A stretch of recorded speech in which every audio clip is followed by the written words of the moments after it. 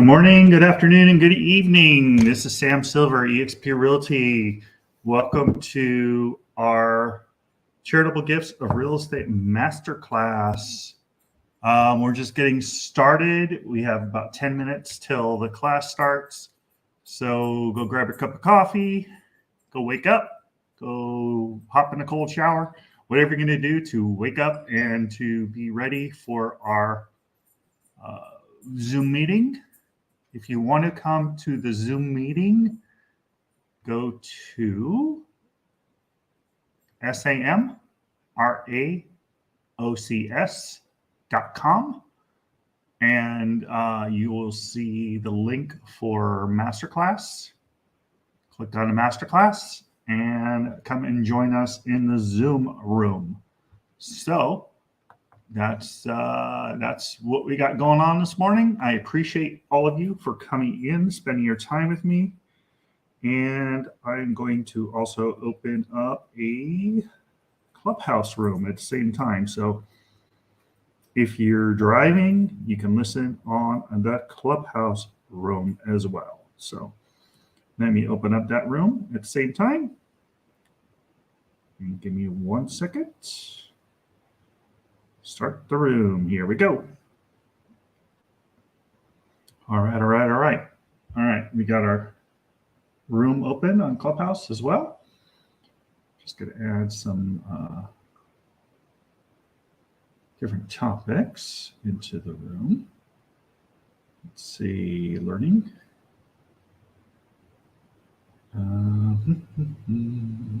Let's see, real estate.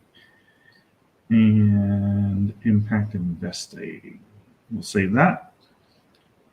Good morning, New Glow, to our room. Let me make sure my mic is working here. 1, 2, 3, 1, 2, 3. It looks like it is working. Let's see. 1, 2, 1, 2, 3. Okay, cool. It's working. Good morning, I'm Melissa. We're doing charitable gifts of real estate to nonprofits this morning. And we have about 8 minutes until our class starts. So bear with me as we get these different channels running. Let's see. And we'll have the Zoom going on my desktop or my laptop in a few minutes. And then if you want to, you can join me on my Zoom meeting as well. Okay.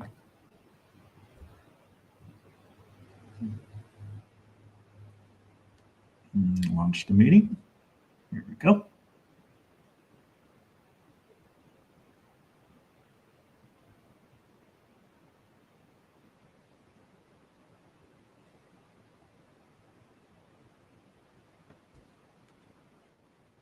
All right.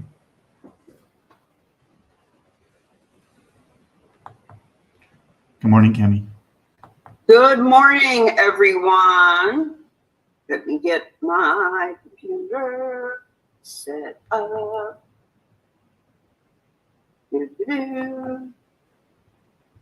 Love people who are punctual and excited and getting here on time or even early.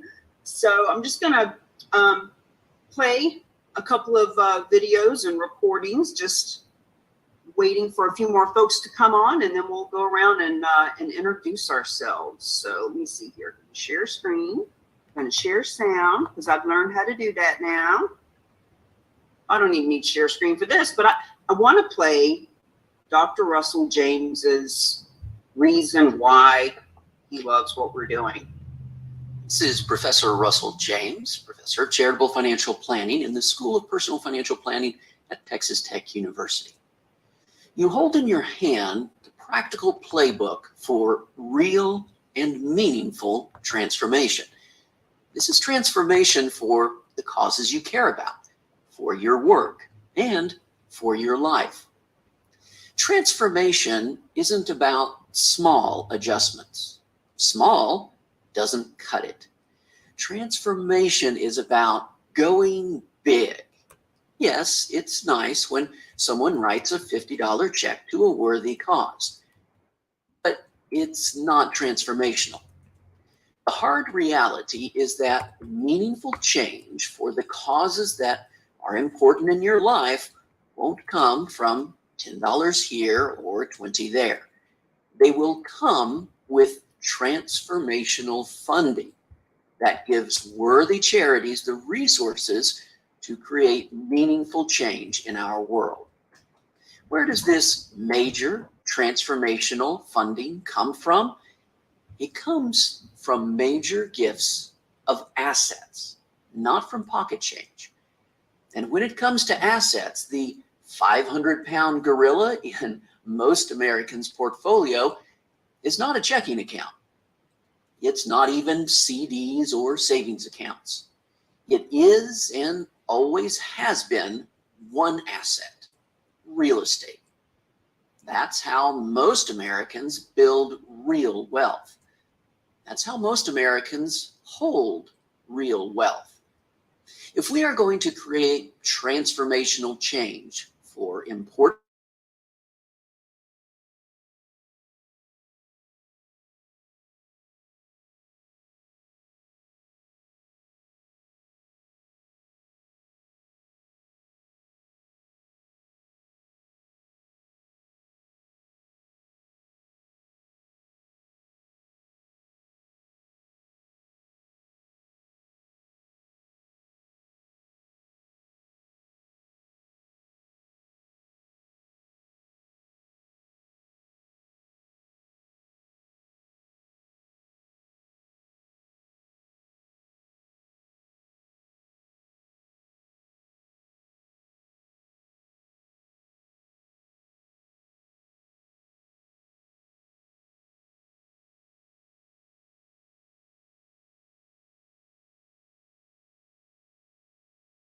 disease is inertia and fear. The cure? Well, you're reading it right now. This book is the cure. People fear charitable real estate. Charities fear it. They've heard scary stories of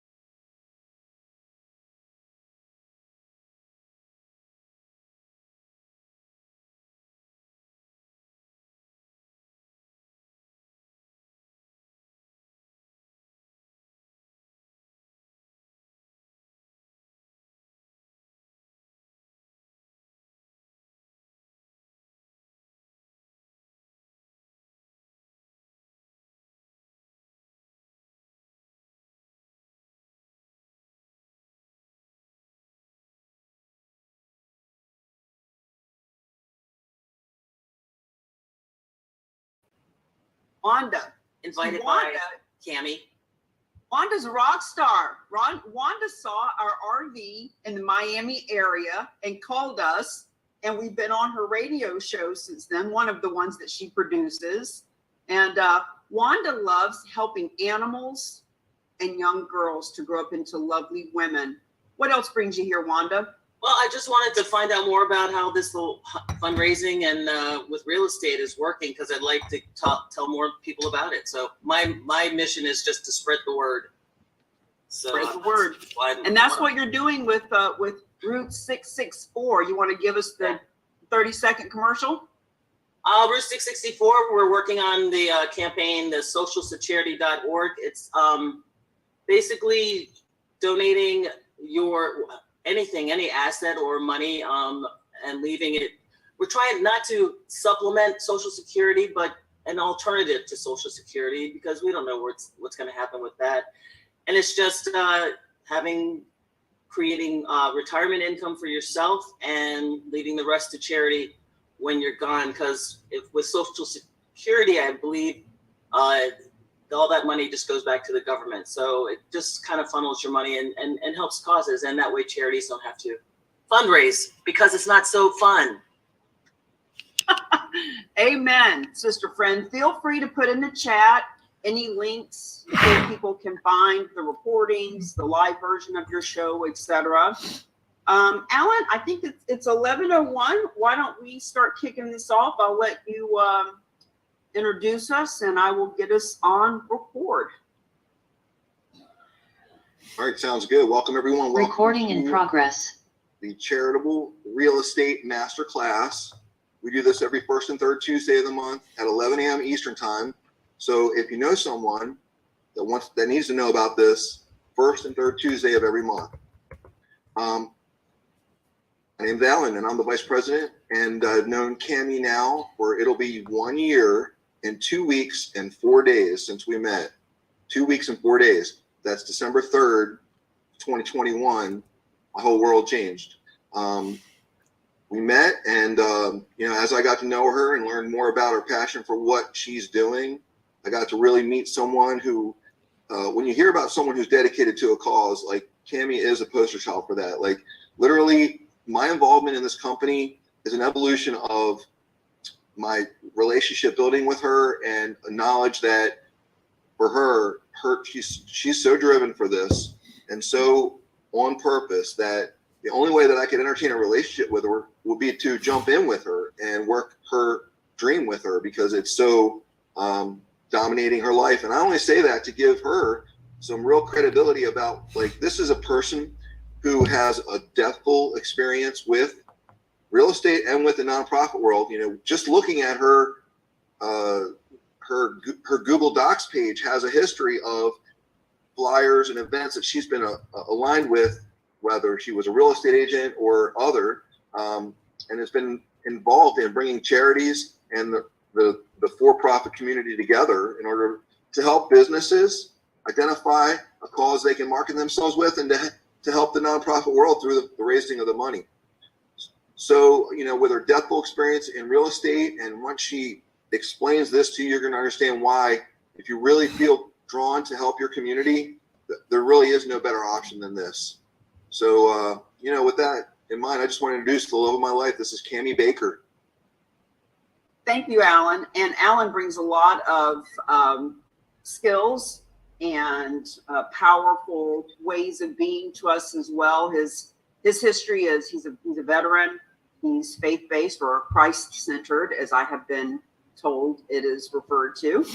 And after working with Amazon, McCormick Spice, MCI, he brings a lot of his skill set for sales here with us in human interaction. So, guys, we're going to just jump right in. There is a lot of material to go over today, and there's a lot of updates and upcoming events that I want to share with all of you. By the way, I was just sharing the recording of Dr. Russell James, who does the foreword for our book, Real Estate is Hot. We're going to do a book launch because the book is now ready to be in 30,000 locations worldwide, including Barnes & Noble, Books A Million, Books and Books, etc. And 2 weeks from today is Giving Tuesday. 2 weeks from today is Giving Tuesday. And most nonprofits have their hand out looking for cash. We are helping to educate them that they can also give their donors choice in donating real estate. So on Giving Tuesday, we're going to do a book launch and sell the book for 99 cents on Amazon. I got to find out the exact category. So when you want a book to go #1 in Amazon, you pick the specific category, blah, blah, blah. But you'll be hearing about that and be able to give the book, send the book to people. Most of you have already given you a copy for free, whether it's a hard copy or the digital copy. But to go in and buy it for 99 cents will help us all to put it at #1 in Amazon so that we can always market that. This book is the handbook, the pamphlet, the go-to guide, dare I say the Bible of charitable gifting of real estate and how to leverage real estate for real change. So let me share my screen and let's get started with charitable gifting of real estate, the master class. We've been doing this class now for going on 2.5 years. I actually learned about charitable gifting of real estate myself in December of 2019 and March, when everything went to hell in a handbasket with the whole pandemic thing. I had nothing else to do but learn about charitable gifting of real estate, because at the time I was a speaker and I was promoting my other book, and we were doing fundraisers and car shows and bake sales and barbecues and ballroom functions, and they were all canceled. So the good news about that is that's why we are all here today. Whether you're watching this live or you're watching the recording, this all has come together because of all that experience in real estate and nonprofit that I'll be telling you about here in just a bit. So charitable real estate masterclass, friends, this is how to leverage real estate for real change. You're going to learn all about charitable real estate, but even more importantly, what do you do with it? Now, I'm going to remind you of this major announcement that we are adding new ways for real estate to have real change. So for example, we've partnered with a gentleman named Keith Eichley that you are all learning about. There's a group called Beyond Living that is a nonprofit. Not going to get into all the details, but Alan tonight at 7 p.m. Eastern. Alan, if you want to just go ahead and put the Silveris link in the chat with /Cami or /Alan. Alan's going to be explaining how this works tonight. So if someone is behind on mortgage payments and their property's not selling or renting, or they're in a distressed way, we can help them. If investors have real estate that they'd actually like to make more money on their investment property with less headache and time invested in managing it, and be able to give a portion of their new proceeds to the church or to the veterans group, and even to you as a finder's fee, we are adding these ways so that, yes, the first way for us is to donate real estate to help nonprofit. This is the foundation of everything we do is around charitable gifting of real estate. But we also know that even with $9 billion a year being donated in real estate, even with heart-centered, generous people right this red hot minute Googling, how do I donate real estate? Even though it's a big deal, it's less than 1% of people that will ever do that. So why not add other ways to help investors, to help people that are in distressed property situations, and to help you make money and the nonprofit world make a difference?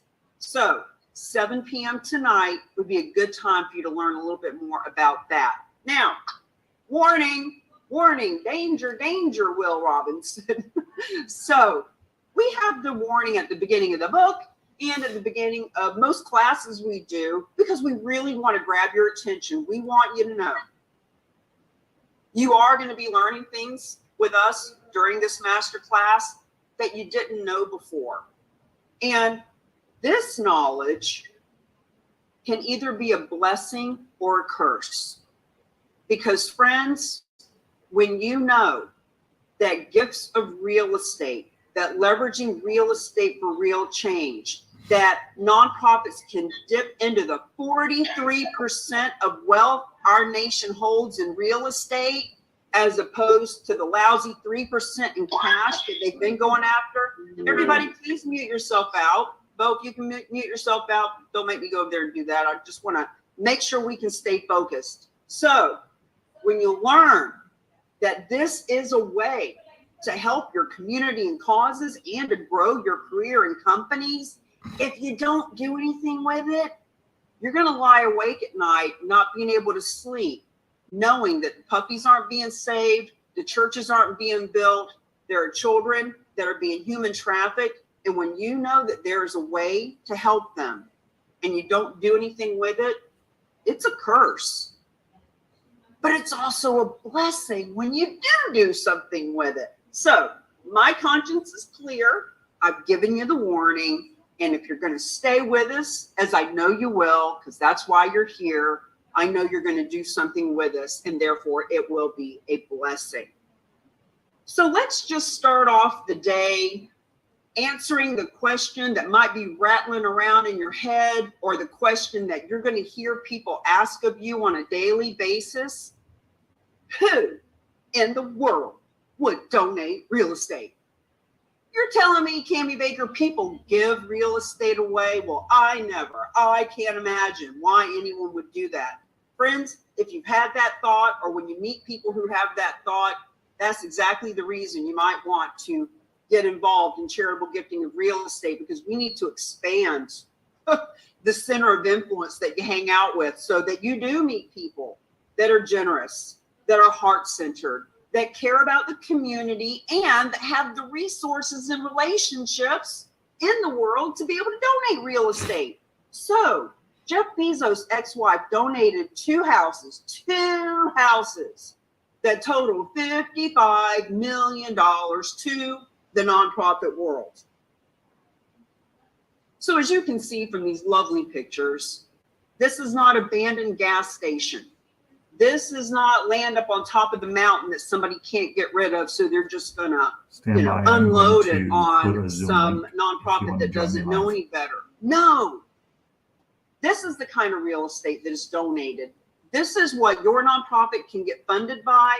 This is what your real estate business can grow from. This is how any for-profit that gets involved with us can show up in the community as socially responsible. These are the kinds of people that donate real estate. And our book, as I just mentioned, we're going to be doing a fresh book launch so that we can move forward, calling it an Amazon bestseller. We have the list of legacy listing month coming up in April, the whole month of April, list a legacy listing month. And we will be providing some marketing and awareness for you to leverage that. So let's talk about what you're going to learn today. Now, the title of the book is Real Estate is Hot, Fundraising is Not, 5 Keys to Revolutionize How Charities and Champions Fund Their Causes, Careers, Companies, and Communities. 5 keys. So key number 1 is to learn. Just learn what charitable real estate is, and congratulations. You're turning that key right now, you key turner, you. You're unlocking that first lock of learning, knowledge. What the heck is this? We have people on this Zoom right now who've never been with us before.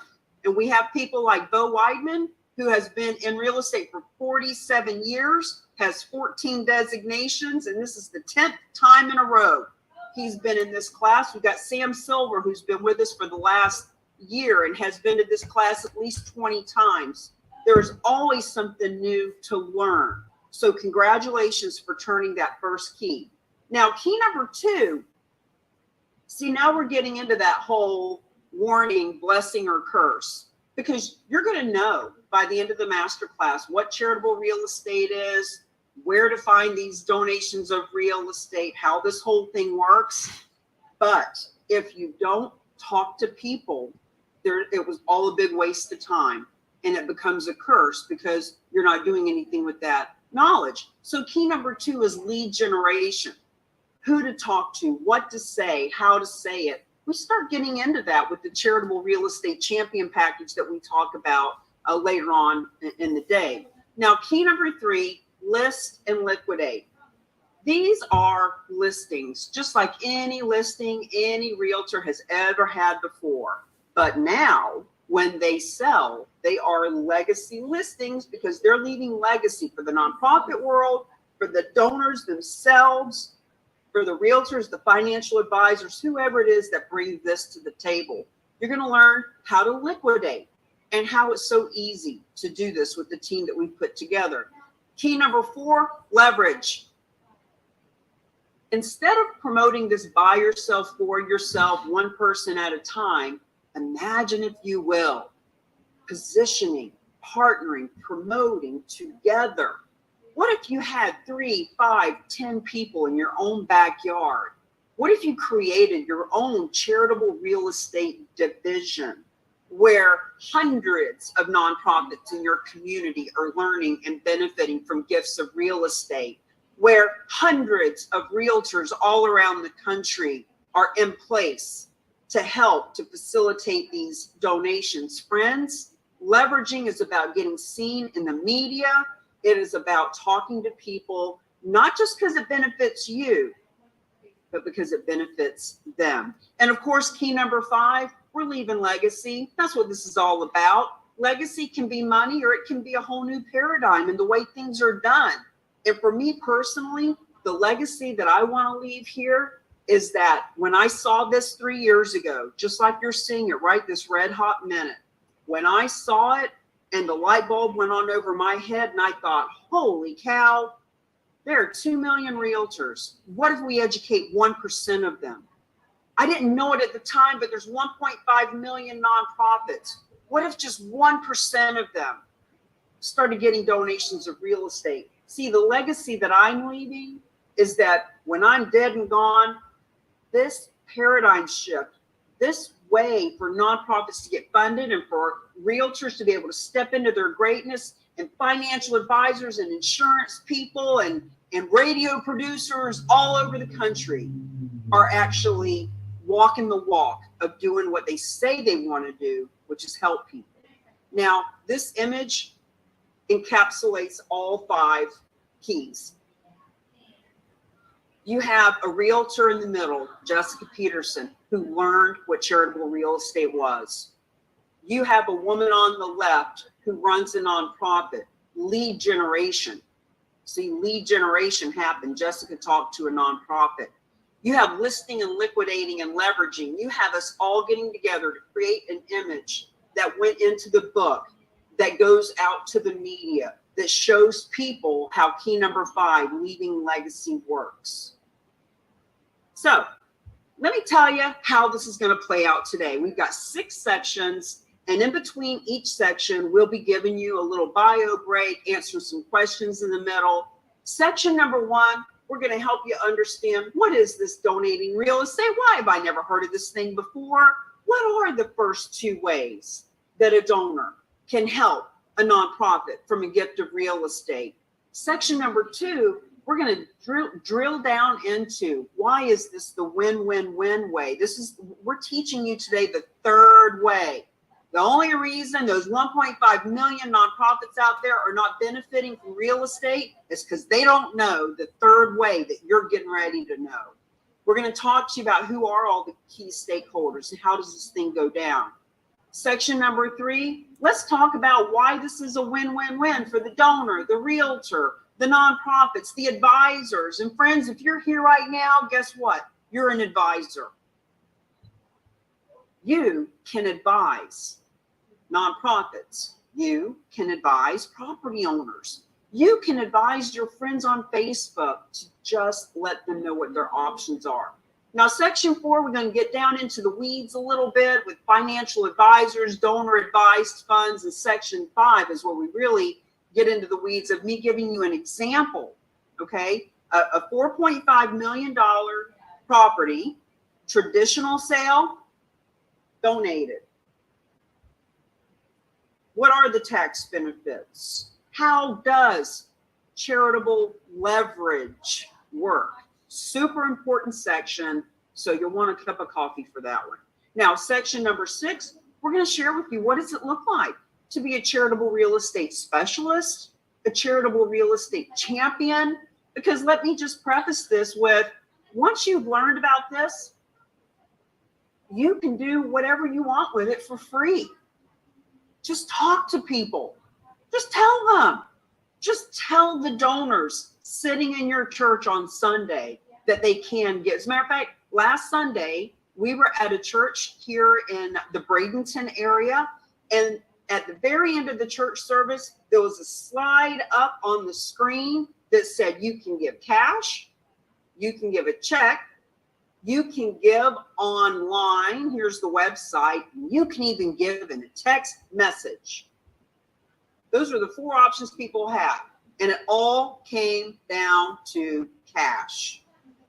But now that Reverend Reggie and his lovely wife, Rita, know that how this works, last night I mentioned to them, why don't you put bullet point number 5? You can give real estate. And they said, you're absolutely right. We're on that. So we're going to show you how you can get all that marketing material from us today. Okay. Why are you here? As a matter of fact, there's 13 participants on here right this moment. I'm going to stop sharing and I'm going to open up the screen for about 3 minutes. And I would like for 3 of you to unmute yourself, turn on your camera, and tell us why you're here. So let me stop sharing, because when I know my audience, I can give a much better presentation. Who'd like to go first? Tell us what brings you here today. I can go. Love it, Sam. Go ahead.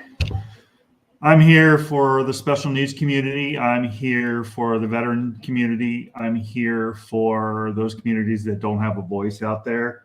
I'm actually running this on a few of my social media. There's some small nonprofits in my community that really need support and aren't getting it. And people are realizing there's a lot of people that talk a lot of talk, but I want to make sure that they get what they need and what they deserve, even these small nonprofits. And there's a lot of these little small nonprofits that don't think that they can get this. However, if they don't tell their people, their supporters, and their people that, give them money, help them fundraise, then they're not going to know. So that's kind of, I'm there for the silent, for those that don't have a voice. Amen. Amen, Sam Silver. So, friends, do not get hung up in the scarcity mindset. I don't know anybody that would donate real estate. Because what I'll tell you is, shame on you for assuming you know what others would do. We have a story of a woman that was given $25 a year for 32 years. And when she found out she could give real estate, Linda had a piece of real estate. Everybody has a Linda. So thank you, Sam, for being the voice of the voiceless. And if you are a small nonprofit, you really need to pay attention, because one gift at an average of $550,000 can change the trajectory of how many people you help. Who's next? Let's have somebody else unmute and speak up.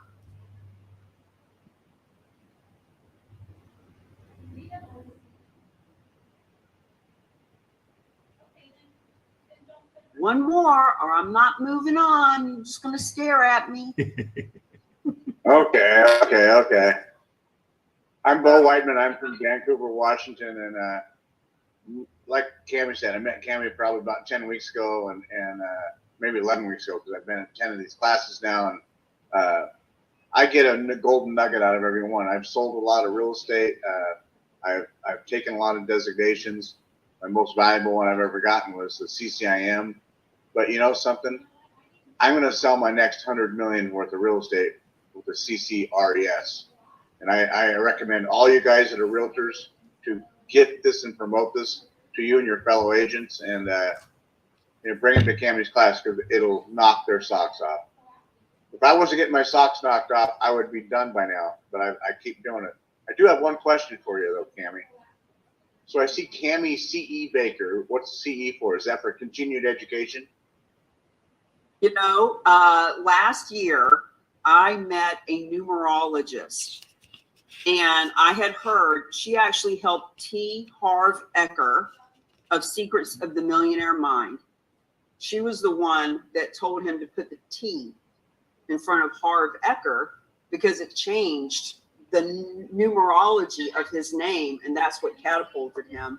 So long story short, I had a numerologist who gave me some suggestions, and CE were the letters that I chose, and it just turned, when we got the CE class done, I said, isn't that a weird coincidence? So we like to think it stands for consciously evolved. We got all kinds of fun renditions of that, but yeah, I added it last year. So thanks for asking. And you know, you and Alan just in the last month got your CE course,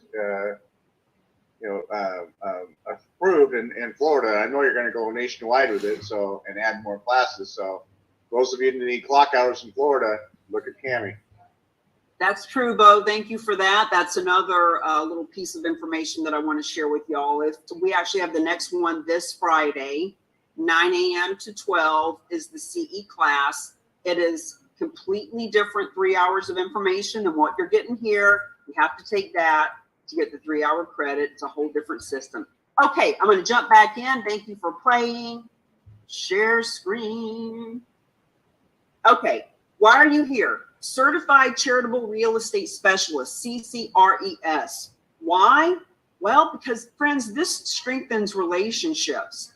This is the secret real estate niche that is already funding nonprofits by $9 billion a year. And when you're the only one, that's really powerful. Now, by 20 in every state and every city, but you can be the one that's leading that charge to gain access to the high net worth people. Friends, multiple property owners all over this country are simplifying their estate. They're liquidating their hard assets. They are being philanthropic. They are leaving legacy. And when you are the one that is showing them how to do it, you simply build your business. It's just the way that it is. Raise your profile. We're not just a real estate agent or a realtor. We are an advisor to the wealthy. We are an advisor to those who want to show up heart-centered in the world. This raises your profile. Real estate agents earn a full commission. Financial advisors can add to their assets under management, and any for-profit, I promise you, we can show you how to double your profitability. In any nonprofit, you can 6 times. There's no exaggeration. You can 6 times what you're bringing in and do it from the same donors you already have. So ultimately, more introductions, more commissions, more referrals, more resources, more relationships. Here's what you're going to learn today. Donations of real estate are happening. This isn't something that we think is a great idea and let's petition the government and see if they'll give us a tax deduction. Nope, they did it in 1917. It's happening all around you. The question is, when are you going to be a part of it? What are the 3 ways a donor can help a nonprofit with real estate? Section 1, we're going to go through the first 2. And in section 2, we get into the way that you came here to learn about. You're going to learn, why have you never heard of this? How could it possibly be? This has been around for 100 years and you've never heard of it. Well, the reason is because you don't know about the 3rd way, but you're going to today.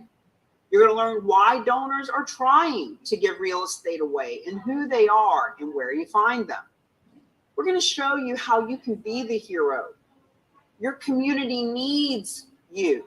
They need someone to bring this to them, whether it's you or your top competitor. Someone is going to show them how this works, and it might as well be you and the people you care about. Now, this is the biggest, baddest, boldest, badassest way to do social responsibility, corporate social responsibility, doing the right thing in your business, cause marketing, marketing your business with a cause in mind. Friends, when you hear my story, for many years, we were doing a fundraiser for a nonprofit. Wash, rinse, repeat again, every month, every 2 months, every 3 months, another nonprofit, another one. Friends, when you can help every nonprofit in your marketplace, hundreds, thousands of them, not by taking money out of your pocket, but actually putting money in your pocket from doing it, that is a social responsibility campaign that is not to be missed. Now, you're going to have questions. We want you to know we've been doing this long enough that about 92% of all questions are going to get covered in the material. However, we want you to not only write them down, but put them in the chat box. Raise your hand, unmute yourself, talk to us. I'm here to answer as much as I can. Alan Biles, our VP, is in the chat watching, helping as much as he can. If there's a question that comes up that we can't answer, thank you, because it gives us the ability to go find out. And the fact is, the best teachers are the best learners, and we want to learn as much as we can to help you. So at the end of each section, we will have an open Q&A section. So, once again, don't hesitate. If it's in your mind, it's in somebody else's mind, and you can help them by asking the question. Whew. Section 1. Section 1, we're going to get into the concepts and the collaborators and what is this donating real estate and who are the people that would donate. Now, we've mentioned that there are 3 ways that a donor can help nonprofits from the proceeds of real estate.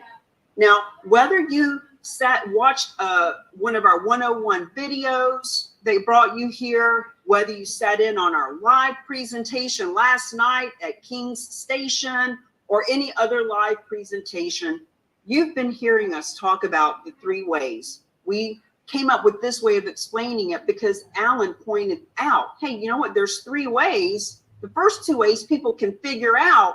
It's the last way that they don't know about. And that's what you're here for. We're going to drill down a little bit deeper than what you've heard us say before. So the first way that a donor can help a nonprofit, what if the donor just sells their real estate and gives the proceeds to the nonprofit world? This is a question that we used to get a lot, but now that we're explaining it, we never hear this question anymore because people start to realize this is the worst possible way for a property owner to help a nonprofit with their real estate. So let's use a scenario. Let's see, we've got Sam Silver on with us today. He's out in California. He is a big proponent of many kinds of nonprofits, but I'm just going to use veterans for today, Sam, to keep my conversation simple. So let's say Sam has a nonprofit in California focused on veterans, and that veteran group, all they said, friends, all they said to their donors was, hey, we don't know how this works, but while you're writing those checks and using your credit card, by the way, we can benefit from real estate, just saying. And one of those donors has a condo in Florida. The local one? It's $1 million condo. And what if that nonprofit said, hey, donor, go sell your real estate and give us the proceeds? The reason this is the worst way is because the donor, whether they're paying capital gains tax, whether they don't have as big of a write-off off of their adjusted gross income, there are several ways that Uncle Sam is going to get a piece of the action.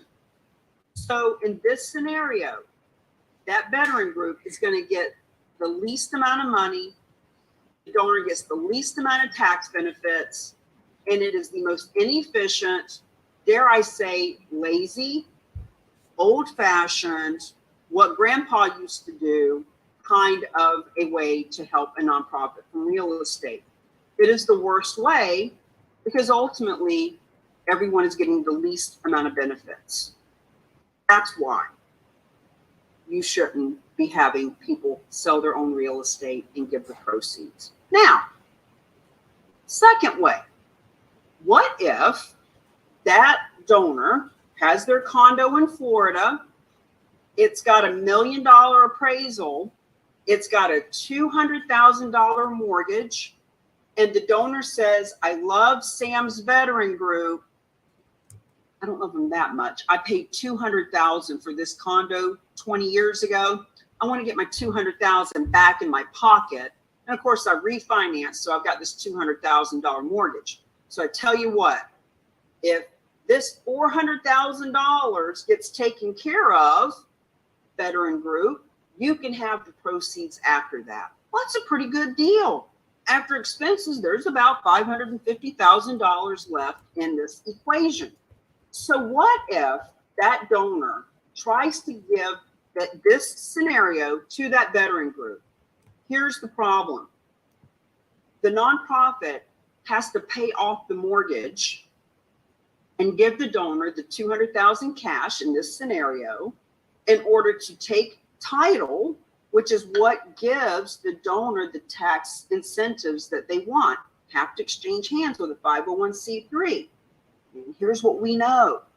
99.9% of nonprofits will not take title to property. They're not coming out of pocket $400,000. They are not paying the flood insurance and the hurricane insurance and the taxes and the upkeep. They're not going to do it. It's too risky. It's too complicated. It's too pricey. So this is the hardest way. Now, one of our charitable real estate champions, Jim Wooten, wrote the book on how to do it this way, Real Estate Gift. It came out in 2006. He's one of our new best friends because he wrote that book and he understands the hardest way. And if the nonprofit wants to take title themselves, then by all means, get Jim's book and he'll help them through it. The problem is it's so hard. Jim is excited that he has now learned our third way so that he can go back to all those nonprofits who didn't want to do this, because now there's the third way. And we're going to talk about that in a minute. So let's learn why real estate owners are wanting, trying, searching for ways to donate real estate, and all the reasons that these 99.9% of nonprofits are not only turning down real estate, but they're turning down the funding. They're turning down the ability to help that many more people. And friends, let's learn how charitable real estate specialists and champions are able to help all of them to get funded. So in order to do that, we need to set a little bit of a foundation. We need to get a couple of definitions out of the way so that we can move forward with a really intelligent conversation. And there's a couple of words that I needed help with and that I've noticed that others needed help with too. So let's talk for a minute about the connection between philanthropy, real estate, and the IRS tax code. So philanthropy is the love of mankind. Friends, it's simply generosity in all its forms: time, talent, and treasure. You hear the 3 T's all the time. You know, there are people who have the time and the talent to start a 501c3 because they're passionate and they got the time and the talent. But there are other people who don't have the time or talent. They have the treasure. Some treasure is cash, some treasure is real estate. So you are a philanthropist by the sheer nature that you're here. You are investing your time, and we don't take that lightly. Now, 501c3 is an IRS designation for qualified organizations that provide goods and services for the public good. We tend to use 501c3, nonprofit, charity, all kind of interchangeably, but really all nonprofits are not created equal. Not all nonprofits can give a tax deduction, but the 501c3 can, and the 508 churches can. Now, tax deduction was introduced by the IRS in 1917, and it gives people who donate to a 501c3 the ability to have a tax deduction, to be able to write off, to save money that they have to send to the government. And this law incentivized charitable giving. The government was wanting to get the community to help more nonprofits, which is why they created this tax law. Charitable giving of real estate is a charitable gift of real estate to a qualified 501c3. See why we have these definitions. It provides the nonprofit or the 501c3 an asset it can sell to fund its programs. Now, sometimes people donate real estate that the nonprofit is going to move into and manage. It could be that a church needs a hall to do their services at. It could be that it is a homeless shelter that needs more specific housing. But 99% of the time, it's property that can be sold to fund the programs and buy the right property. This entitles the donor to a tax deduction against their adjusted gross income. When we get into Section 5 and we do that side-by-side comparison, you'll see why this is so powerful. And if the asset is appreciated, they don't have to pay capital gains tax on that which they donate. This is a big deal too. So really, if you think about it, it sounds simple enough. There's all these property owners who love their nonprofits and they want to donate real estate, or they just want a tax deduction. Either way, they're wanting to donate real estate. Yet it is the risk and the complexity that is stopping the nonprofits themselves from accepting CGRE, charitable gifts of real estate. Let's go through these in a bullet point fashion as to why 99.9% of nonprofits, if they are offered $500 cash or the deed to a property worth $500,000, 99.9% of the time they take the cash and say no to the real estate. Why? Because they don't have the expertise in real estate. They don't have a dedicated team that they have on retainer that they're paying to take care of this. They just don't have the expertise. And friends, even if all of us on this video right now, including yours truly, the author of the book, Real Estate is Hot, Fundraising is Not, even if we sit on their board, what about the money? As a matter of fact, we have somebody on today, Connie Myers. She has a nonprofit. I sit on her board. And I love her and I love what she's doing. And I would never suggest that her nonprofit get into trying to handle these deals, because we're going to keep our scenario of the condo in Florida that's $1 million appraisal with a $200,000 mortgage and $200,000 cash back to the donor. See, somebody's got to come out of pocket that $400,000, and it's not going to be me, and I don't want it to be Connie's nonprofit either. So real estate diverts their attention. It creates what we call mission drift. They're drifting off their mission when they start trying to figure this whole thing out. When they're having board meetings, trying to figure out how to take title and who's going to come up with the $400,000 and what real estate agent are we going to hire and whose name's going on the electricity bill, etc. Friends, they are not on mission, and we don't want our nonprofits not being on mission. Now, some of them have heard or have had about bad experiences, and some of them are a little blown out of proportion, but a lot of them are true. And these bad experiences are keeping them stuck in the fear of being in real estate.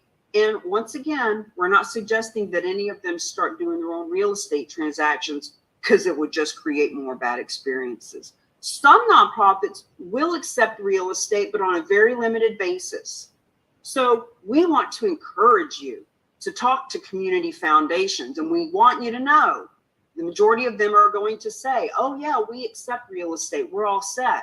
But if you ask them another question, awesome, how many pieces of real estate have you had in the last year or 3 years?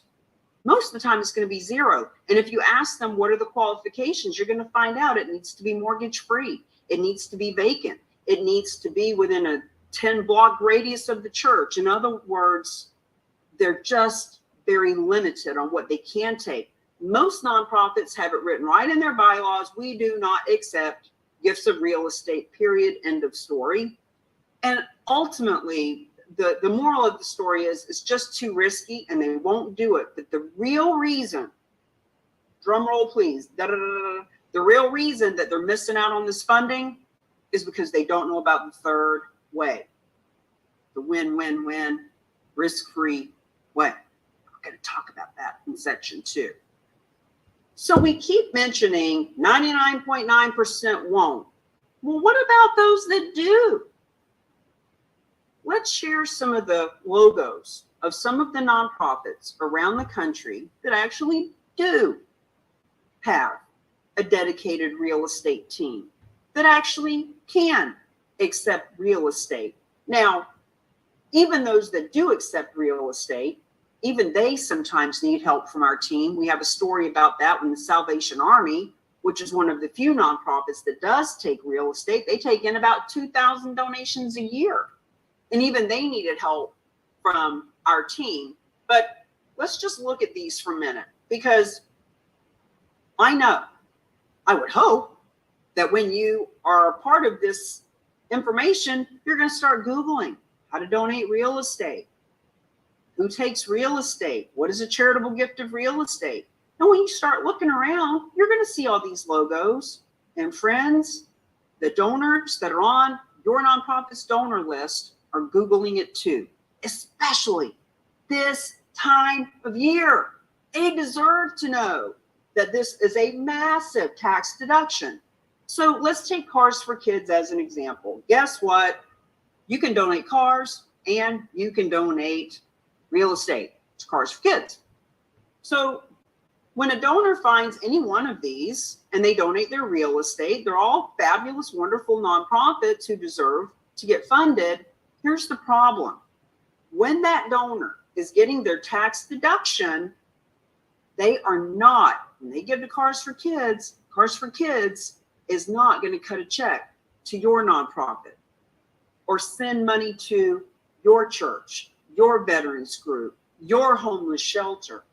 Cars for Kids can't guarantee a full commission to realtors, referral fees, etc. So when we show these logos, it's to say it's happening. It's happening all around us. It's becoming more pervasive. Every month I do another Google search and I see more and more. So these are some of the nonprofits who have figured it out and are stepping up to do big things for their community. And this is why the Real Agents of Change, the certification, the champions, what we're doing today was created because there is a need to help the 99.9% of other nonprofits that are not on that list, that don't have a dedicated team, that don't have a way of benefiting from real estate. This was created because the donors deserve to choose who gets the legacy, and because, friends, we need to become proactive, not just sit around waiting for someone to maybe decide to give a piece of real estate to your real estate office in the next 10 years, but proactively find them. So indulge me for the next 3 or 4 minutes to share with you how we all got here today. How is it that charitable gifting of real estate has been around for 100 years, yet it hasn't been taught to realtors? And why is it being taught now for all of you to learn about? So this is an image of a woman who had moved across the country, didn't know anyone, had an alcohol problem, and had recently put the plug in the jug, was a single mother living in a mobile home. And of course, the best solution for all that was to get a real estate license. Now, when I had this image taken, I was about 2 years into my career. But one of the reasons that I got a real estate license was because I wanted to spend time with my daughter. I wanted to be at her field trips, which is what that last image is. I wanted to be able to take her with me to the office, to showings, to go and doing things in the community. So when I first got my real estate license, I was completely ignorant about how real estate worked, how fundraising worked. I just knew that it all needed to work for me. So as I continued on in my career, I first started with RE/MAX, I brought the Remax hot air balloon to several events. It's something that all Remax agents have the ability to do, but I've yet to meet one who's actually done it as well. But it was a great way to be seen and be heard and to bring the community together. The second photo here is at the Boys and Girls Club in Bedford, New Hampshire.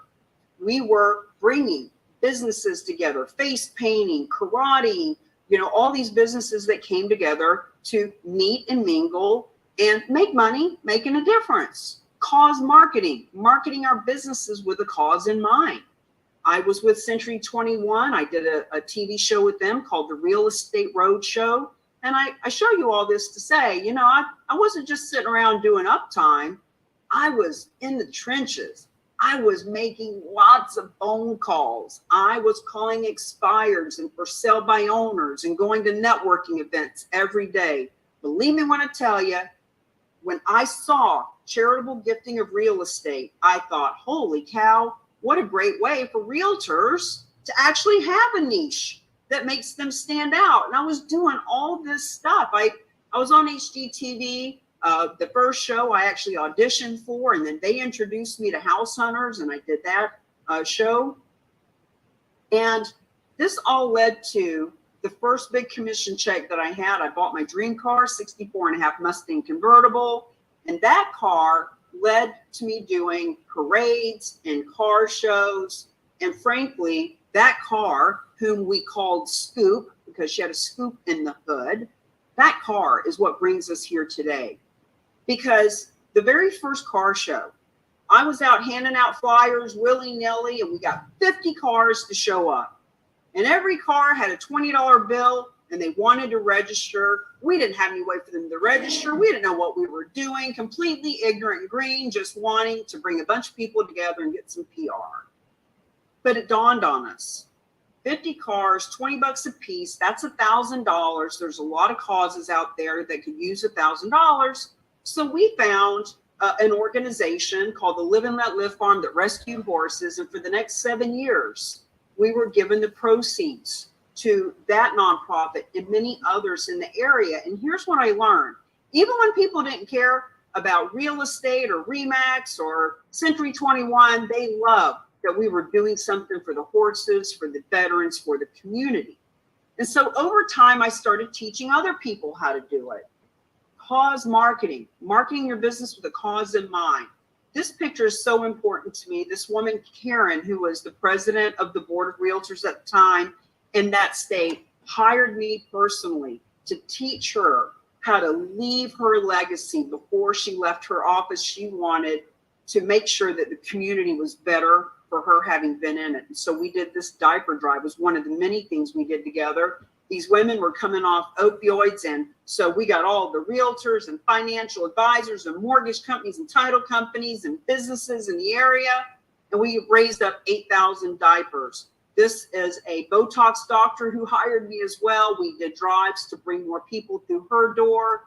And Jacksonville Real Estate Investor Association, they wanted me to come down and speak. And I said, only if I can practice what I preach. We have to do social responsibility as part of the whole dog and pony show. And so they did. Those are all jackets and blankets and things that we gathered up. And I flew down and did a presentation for about 300 people that day. So I have had clients that have wanted to help Habitat for Humanity. Karen, the Board of Realtors president, we created Realtors for Recovery. It was all about addiction and helping the addiction opioid issue. I was in New England, and so Boston, very, very cold. We did coat drives, sock drives, you name a drive, and we've done it. We even had bra drives. I did 2 bra drives around October and Breast Cancer Awareness Month. We did events for animals. This was a poker run that helped veterans and addiction. And of course, this is a Hero Box, which we packed up boxes to send overseas for our enlisted folks.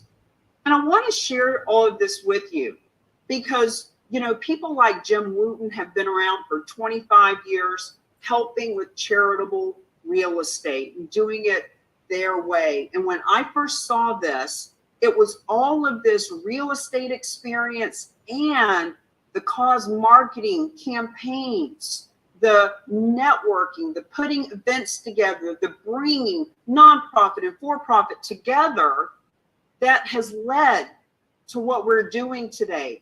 Yahoo Finance wrote an article about us back in November about how this is evolving. We had our book launch in Sarasota in June. And actually, it was this article in the Business Observer that had Goodwill and Easter Seals. Get up there. They had Goodwill and Easter Seals call us and say, hey, we have 200 smaller nonprofits that need to know about this because they're hurting. Their doors are closing. Can you teach them? And we said, absolutely.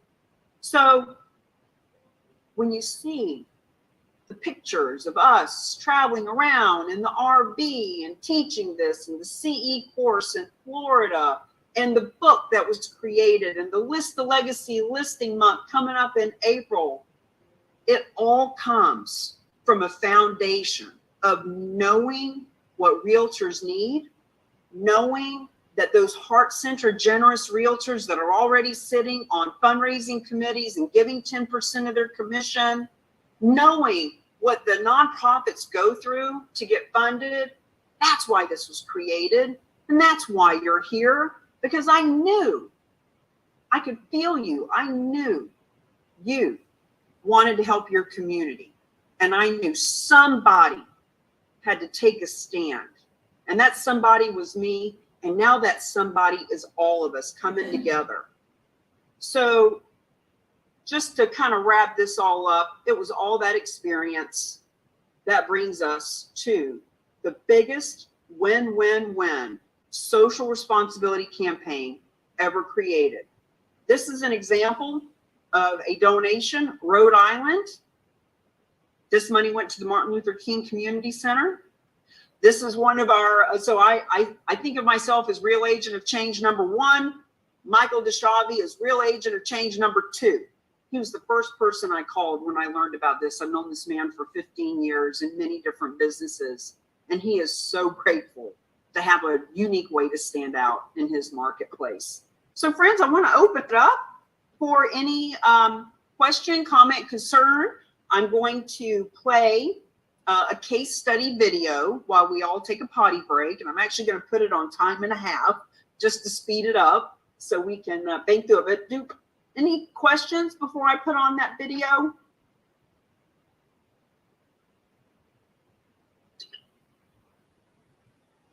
All right, here we go. So I'm going to share screen. It is 11:58. We're going to come back at 12:05. So you can listen to this in the background while you take a potty break. And here we go.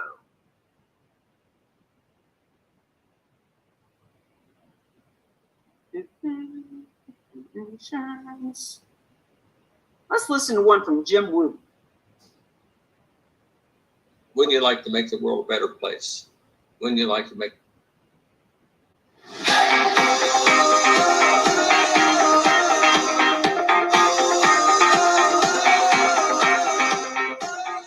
Jim Wooten and I are talking about tons of different stories around property that has been donated to benefit nonprofits. Jim, this is a fascinating story we're just chatting about. Tell us about it. Okay, so I was contacted by a charity that needed to put this deal together. They had a country club that had been built at an original cost of $25 million. And over the years, the country club fell in hard times. It went to a sheriff sale. It sold to an entrepreneur for $3.5 million at the sheriff sale. And after operating it for a few years, maybe 5 years, a charity proposed that they donated for their school. It was a school. And so it was a 501c3 school. And so they said, well, how do we do this? And what would be the ramifications? What would be the benefits? So I got an MAI appraiser to look at it. And he said, well, look, it cost $25 million to build this thing. And over the years, it's depreciated some, of course. But rather than use the income approach or whether to use the market approach, which how many country clubs are sold per year, right? Very few. So using the cost approach and using all the metrics, it was $9.5 million.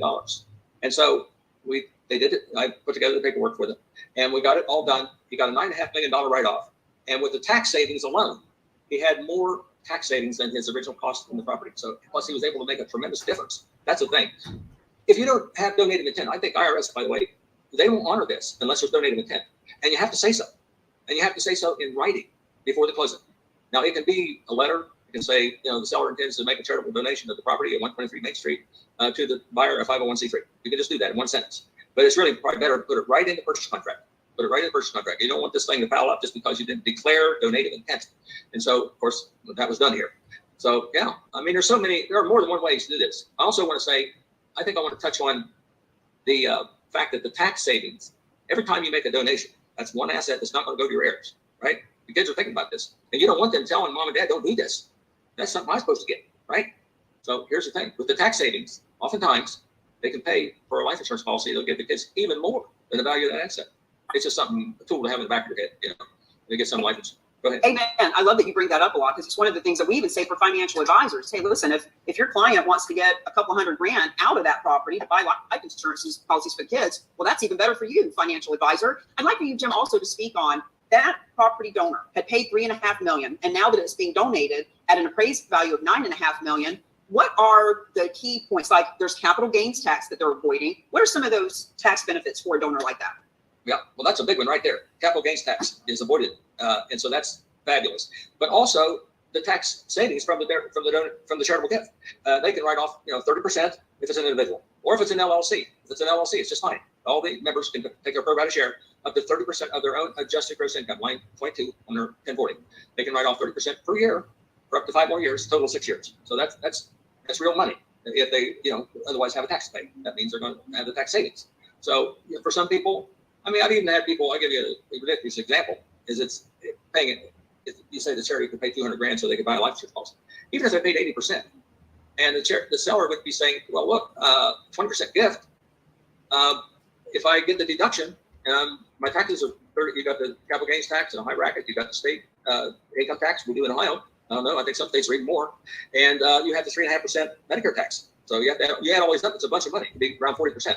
So he's looking at that, and he says, look, if this thing I've been trying to sell it, if I was going to reduce the price 10% next month anyway. They might say, wow, what are we waiting for? Let's do this. There's no reason not to do it. But they do have to have donated intent. I would like to go to the donor with some literature about this, if it's the pet people or if it's the veterans, if it's a church. I'll say, look, these are good people doing good work. They don't have horns. And I do say that, by the way. So, we want to make sure they do have donated intent. Wouldn't you like to make the world a better place? Wouldn't you like to make a difference in the lives of people? And say yes. There you have it. Another story. Okay. It's 12:02. So we've got another 3 minutes. If there's any question, I'm happy to address it, or we can just wait until everybody gets back from their potty break.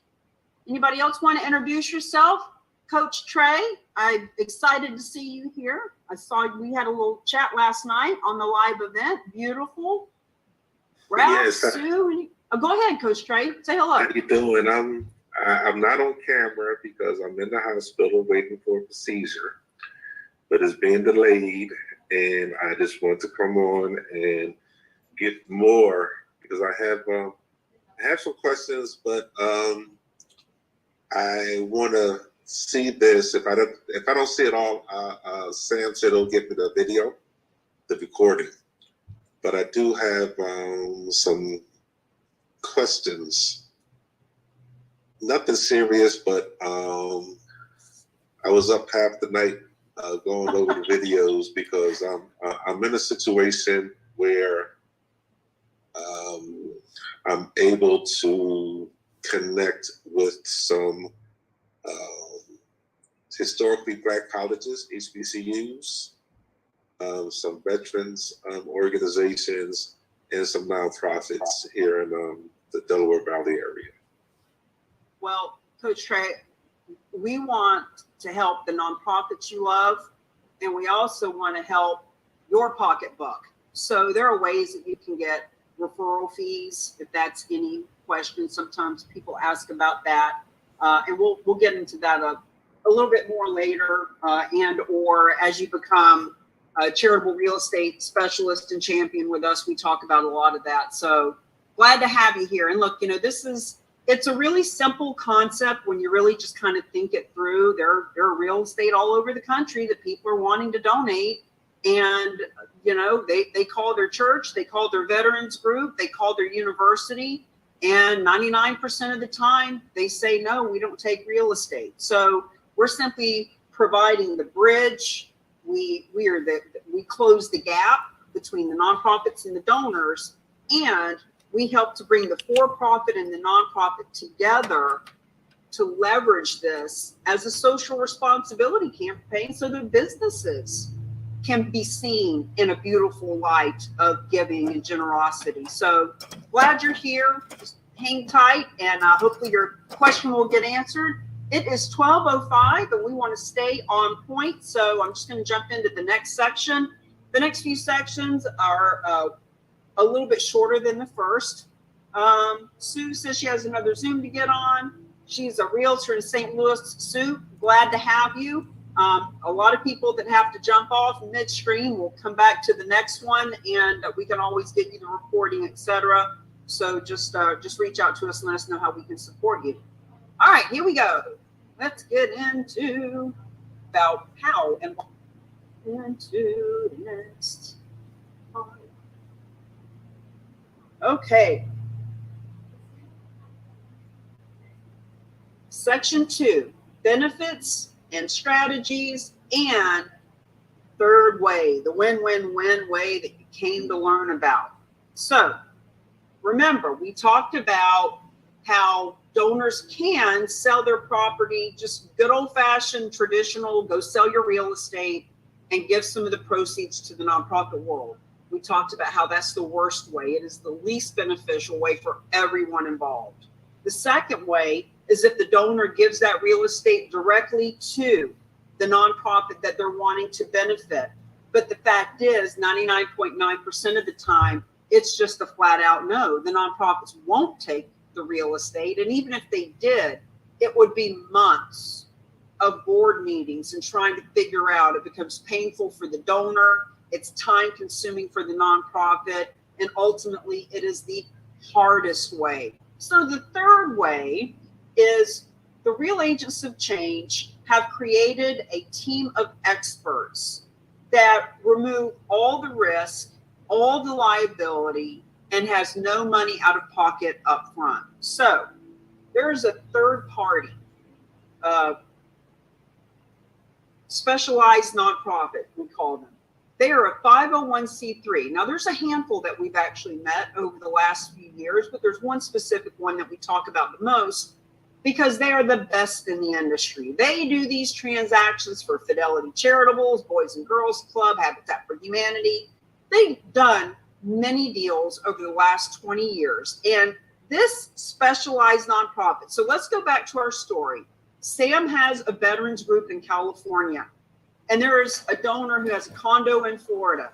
It's $1 million appraisal, $200,000 mortgage. Donor wants $200,000 in their pocket. This is called a bargain sale. You're going to learn about that as we move forward.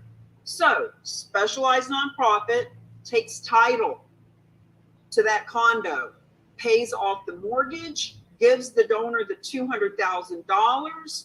The donor is off the title in less than 30 days. Has all their tax benefits. They don't have to go through the hassle. That's why when people say, is this kind of like a 1031 tax exchange? Well, kind of, in that they don't pay capital gains, but nothing like that in that they are done in less than 30 days. So now that the specialized nonprofit has title to this condo in Florida, a realtor in Florida is hired at a full commission to list and liquidate that property, so that when it is sold and all the expenses are recouped, approximately 98% of the proceeds are going to that veterans group in California. This is risk-free for that veterans group in California. It's risk-free for any nonprofit. There is no money out of pocket to handle the transaction. I have met groups like this that get paid something up front. This one, the ones that we work with, do not. There's capital available to enhance the value of the property, Hey, look, we just had 2 pretty intense storms in Florida. What if there was hurricane damage? What if, the bathroom and the kitchen need to be gutted and redone? This organization can handle that. Bargain sale. So there's 2 different things here. A donation of real estate that is completely 100% donated. Here's the keys. Here's the deed. Thanks for the tax deduction. Bye-bye. That's a donation. Or, hey, there's a mortgage to be paid off. If money needs to exchange hands, it's called a bargain sale. And if you think, and for a year, I was hearing them talk about bargain sales, and it sounded to me like it was a bargain basement thing. Like, that's so weird. What is a bargain sale? And I finally put 2 and 2 together. Oh, the specialized nonprofit is buying that $1 million condo for $400,000. It is a bargain sale to the nonprofit that is actually purchasing. That's why they call it a bargain sale. Now, in this scenario, the donor receives all the tax benefits immediately. Doesn't take months and months to figure it out. It's immediate, less than 30 days. The nonprofit world receives the maximum donations. The donor receives the maximum tax benefits. 100% of the 1.5 million nonprofits are eligible. This is the win-win-win. And we hear people say all the time, sounds too good to be true. What's the catch? And what we want to say is, how bad does something really have to be for people to believe that it's true? Why is it so hard for people to understand, oh, okay, there really are good people in the world who want to donate real estate. There really are experts who have philanthropic intent and will help, get paid to help, but give the lion's share to the nonprofit world. It's happening every day. So this is what you're here to learn about today. And we're going to continue to delve deeper into the examples. So key stakeholders in how all of this works. There is the donor. And the donor can be private individuals or corporations. And believe it or not, 70+% of all money donated comes from good old-fashioned individuals, not corporations. So there's the donors. There are the advisors. So when we say advisor, think of it as anyone whose profession gives them the ability to advise people who own real estate. Could be a realtor, could be a wealth manager, could be a CPA, could be an insurance broker, anyone that is advising property owners and the nonprofits themselves. So nonprofits can be a donor advised fund, which we're going to talk about a couple of sections from now, public charities, that sort of thing. So I think of this as the triangle of trust, the 3 stakeholders as you see here. All these people are needed to make these donations happen. Now, the donors are a yes. A yes to what? They are a yes to donating real estate. Let's be real clear. We are not convincing people to donate real estate. We are not selling them out on the idea.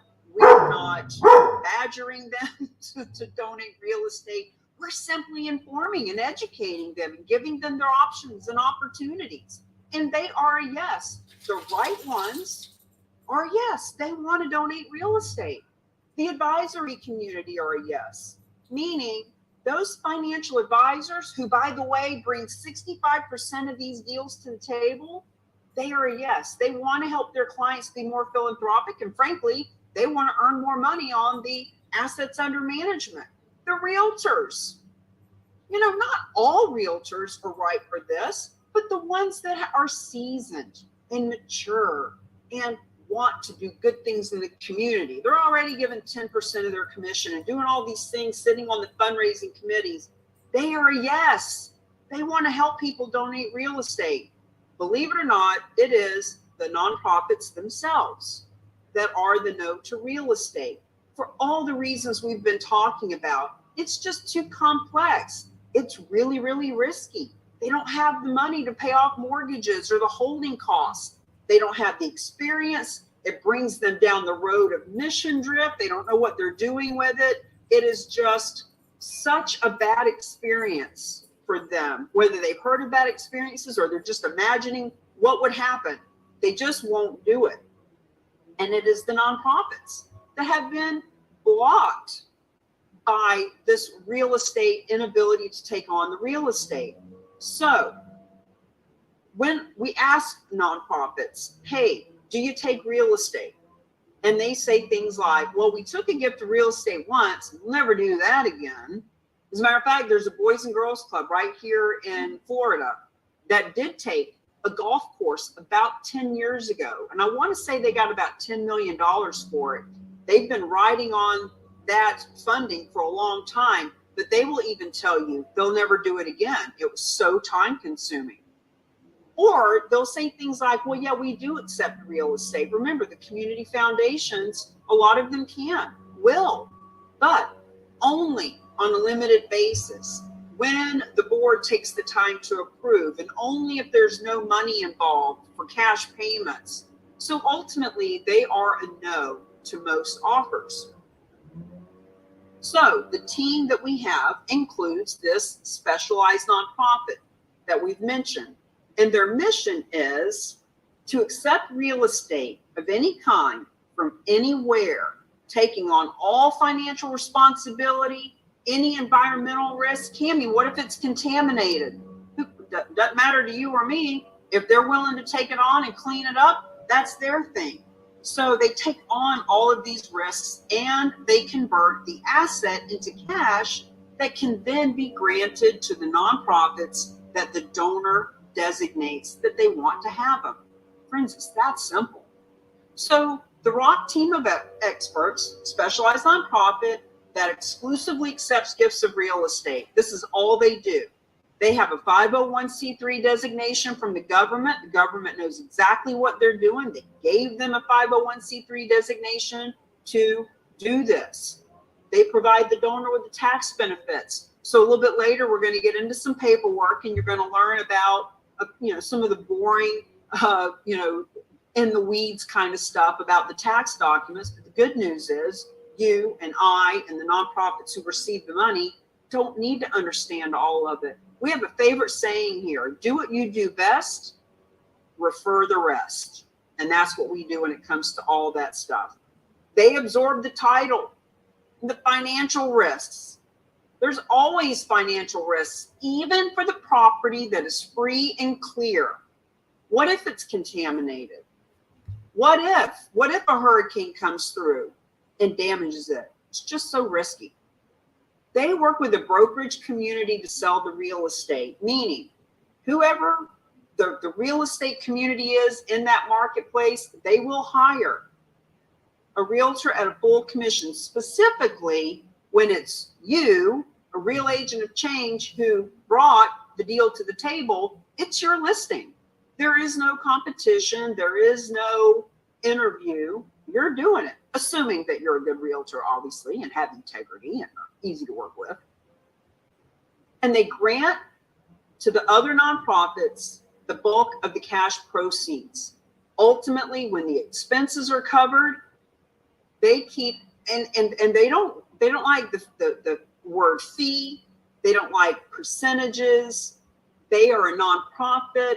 They keep a piece of the donation, and it's typically less than 2% at this point. So the awakening, non-cash versus cash gifts. This quote, this statistic is from Dr. Russell James, who wrote the foreword for our book. He and his team have read 1 million tax returns from 200,000 nonprofits over a 5-year period, and they have proven that when nonprofits start to benefit from non-cash assets, they grow their endowments at 6 times the rate of those who only take cash. It is what it is. Donors give 3 to 7 times more. So when you hear us talk about your own donor list can give you 6 times what you're already receiving. Jackie Franey from the Nature Conservancy has been famous for saying this for many, many years. because we are shifting from cash, 3%, to wealth. 43% of wealth is held in real estate. That's why people can give more. Now, no additional donors are needed. We really beat that up because it's so important. Friends, when the nonprofit says, where do we find this unicorn of a property donor? And they want to go and do some funnel or campaign or Facebook ad or something. Here's the truth. In their donor list are donors that would donate real estate, and they've never had this conversation. So how would they possibly know? But it's true. It's what's happening every day. Now, collaboration. Do what you do best and refer the rest. So the nonprofits, those 1.5 million nonprofits out there, what do they do best? They strengthen their donors' interests. They go out and build relationships in the community. They promote their cause so that people know who they are and what they're all about. They are cultivating that emotional connection. They're veterans and they love veterans and they want to find veterans who want to help veterans. They're animal lovers. They're education people who are helping in the university systems. In other words, they are finding like-minded people who want to be a part of their solution. They share the benefits of non-cash gifts. Remember my story, the church we were at just yesterday or Sunday, on the slide that came up on the screen. You can give cash. You can give a check.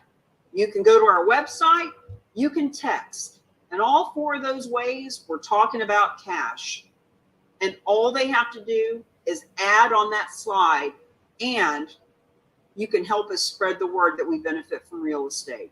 Just got to share the benefits of it and start asking for these gifts of real estate, not so that they start accepting real estate, but so that they let people know they have a real estate team that can process it very easily with no risk. Now, the specialized nonprofit, what do they do best? They accept real estate, they fix it if it needs to be fixed, they sell it, and they grant the proceeds. They intervene. They step in and they answer the donors' questions.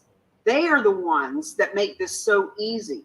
They provide the resources that all gifts of real estate require. They solve the complexity. My God, some of these donations can be so complex. It's no wonder that nonprofits don't want to deal with real estate. Even the ones that are free and clear and in the same town can have their own inherent issues. And they grant the bulk of the net proceeds to the other nonprofits. It's really that simple. So specialized nonprofit helps when there is a donation of real estate at the table. But how do we get that donation of real estate to the table? That's who the Rock is, the real agents of change. We help with the systems and the scripts and support the social media, the strategies. Want to make sure that you get your interview done with me, that we can help put out on social media, the press releases, etc. Now, these are all images and logos of nonprofits who have benefited from gifts of real estate the third way, the win-win-win way. Now, Habitat for Humanity as an example. There are 1,700 habitats in this country. And even though one of them or two of them or 10 of them have benefited from real estate in this way, it doesn't mean that your local habitat has a clue how this works. That's where you come in. That's where we come in. We need to educate the Boys and Girls Clubs of America. All of these nonprofits don't necessarily talk to their sister other branches. It's our job to do that. Now, Fidelity Charitables is the largest. 1.5 million nonprofits, a big pile of them. And the higher you go in the pile, the more money they bring in, the more successful they are. And Fidelity Charitables is the cherry right on top. And even Fidelity Charitables does not want to handle its own real estate. Even they use our team. Universities. public radio, public TV. There's actually a campaign happening right now, my dear friends. There are 3,000 radio and TV, public radio, public TV, that are part of a campaign with another organization. And almost on a daily basis, I see something come out on the internet about another radio station that is accepting gifts of real estate through this other organization. And the point is your donors are seeing those ads. We need to let them know that you can benefit from real estate too. Now, this is our favorite recent case study. This is about Berkeley Humane Society, and here is the story. December 10th, last year, property owner has 13 lots. He calls the team, it's a Sunday. Hey, I need a tax deduction this year. Got 21 days left in this year. I've got real estate. Can you make it happen?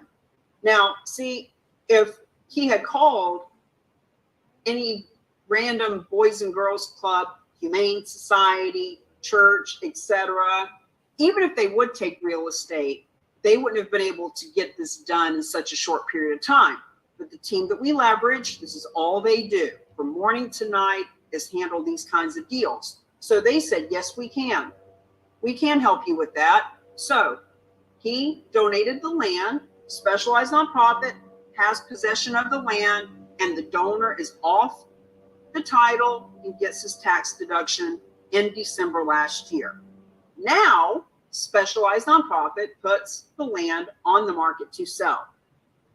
So they call Berkeley Humane and they say, you've just had a gift of real estate. You don't even know it, which is why we're calling you. When this land sells in the next 60 days or so, you're going to have about $400,000. Most nonprofits aren't expecting that kind of windfall, so we want you to know so you can be prepared. And Berkeley says, what? We're getting how much from who? Can we do that again? And they said yes. So here's what happened.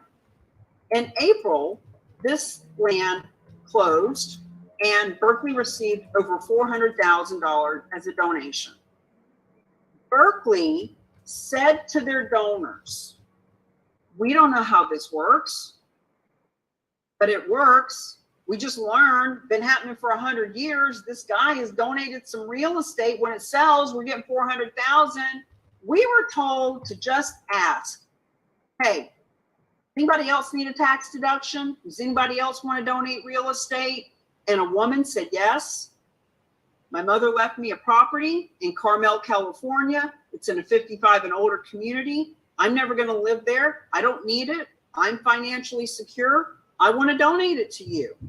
So in August, that property closed. $646,000. Friends, this is how it works. Tell people. 2 donations, 6-month period, Berkeley Humane, $1,052,000 and some change. And if you go to their website, which we can share later on, they now have a really fancy, you click over there and about real estate, and they got all kinds of widgets, and you can put in, my property is worth this amount. Here's what I paid for it. Here's my tax basis. And it'll calculate and tell you how much you can save on capital gains. But friends, the moral of the story is they did not have that fancy page until they had this kind of money come in, and then they were able to invest to do something a little more fancy. So why the specialized nonprofit was created is because real estate underperforms. They noticed 20 years ago, cash is people have less than 3% of their wealth. Less than 3% of our wealth is held in cash. But 43% of the average American's wealth is held in real estate. But all of them were sitting on boards of nonprofits, running nonprofits, handling big real estate transactions, etc. And they also knew that 90% of what nonprofits bring in comes from cash. So 90% comes from the 3% of cash, and only 2% of what nonprofits bring in is coming from the 43% of wealth. So they actually, this specific nonprofit that I learned about this with in the very beginning, they interviewed, they flew around the country, they went and talked to 1,000 nonprofits and found out that the reason that these nonprofits are not benefiting from the 43% of wealth is because of all the reasons we just told you. It's scary, it's risky, they have it written in their bylaws that they can't take real estate, etc. So even though $9 billion is coming in from real estate, it is a very small amount compared to what it could be. So the opportunity here is to move the needle from 2% that nonprofits bring in from real estate to 6.5%. And that shift will add 20 billion with a B more a year, every year. 29 billion a year will come to nonprofits because of gifts of real estate when people know it is an option. And that is why the Real Agency Change was created. That is why you're here today. And because the only way to give that cash to the nonprofit world from real estate is to sell it, that's why we started teaching this to realtors. And then what we learned after a year of really focusing on realtors was that financial advisors and community leaders and visionaries and fundraisers themselves want to come learn about this. Gene Frederick is the granddaddy of EXP, one of the fastest growing real estate companies in the world. And I sat with him at his house in Puerto Rico a little over a year ago, and he was blown away. Cammie, as you explained to me through your program, baby boomers like me can donate in a way they didn't know how. This is a game changer. So let's see if anyone has a question. I'm gonna open this up, and I'm going to set up another video that we can watch, a really fast one, because I want to keep us on track. Any questions, anybody? I think Coach Trey has his hands up, Cammie. Okay. Yeah, Yes. I have a just correct me if I'm wrong. What you're saying is the nonprofit just has to, I'm going to use sports terms. They just have to draft the player, and The Rock has the ability to coach up the player, set the player up, and turn this rookie into an all-star in 60 to 90 days. And all I'm doing is pointing out the players and saying, listen, go over here. Amen. Yes. So now in your example there, if we're coaching up players, that might mean that maybe the nonprofit is finding realtors and financial advisors and CPAs and attorneys and other nonprofits to get coached up and to spread the word. The other thing that you're doing, actually, Coach Trey, is promoting the game so that people want to come watch the game. And I would say in that scenario, those are the donors. In other words, Yes. the donors don't need to be coached up. The donors just need to know that it's an option. And so when they come to the table, we just make it really super easy for them to be a part of the game without having any stress or headache, and they can be off the title in less than 30 days. So it just makes it really easy for them. So yes, as you help us to spread the word, and you know, just don't get too hung up in trying to understand everything. Alan has a great analogy. on your nonprofit's website, just like any nonprofit. I cannot imagine there is a nonprofit that has a website that you cannot click a donate now button. And when you click on the donate button, you can put in your Visa, your MasterCard, your American Express. You can donate through a credit card processing. And the nonprofit doesn't know how to process a credit card. The nonprofit doesn't know what your credit score is or how much available you have on your limit, or if you're even going into debt by giving them money. They don't know. You just click on the button and you donate money, and the credit card processing puts money in your account in 2 days. It's the same thing here from the perspective that the nonprofit doesn't need to understand what the forms are for the IRS. They don't need to understand how much equity is needed or where the property is, or is it contaminated, or what are we going to do with those water rights for this lakefront property, right? They just need to introduce us. We take it from there. And just like the credit card processing, you have real estate processing, and you get the money when the real estate has been liquidated.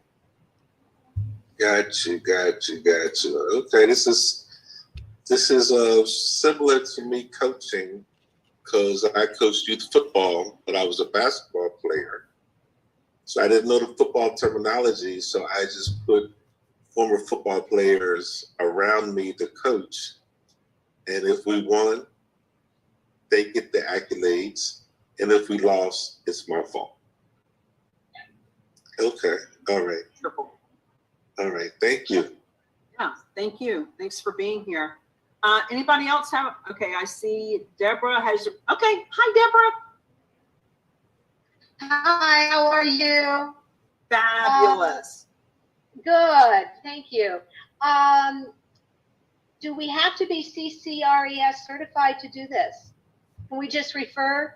I mean, is it a matter of referring? How do we do this? How do we start?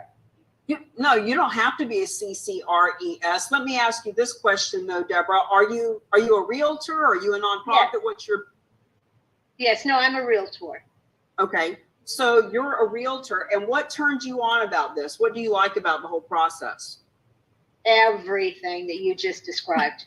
and I'm very much clued into several nonprofits myself. So I know this is something that will be a tremendous asset, win-win for them. I just don't know how to start. I mean, I need your presentation so that I can show my nonprofits. Sure. And set up. I mean, how did Berkeley set up this widget? Because I'd like that widget put on this website for one particular community. I want to know how that's available, what it'll cost. So we are providing marketing. We have a marketing guru who's a friend of mine who's putting together some of those kind of widgets in the background. But remember, Berkeley didn't spend any money putting together a fancy widget page.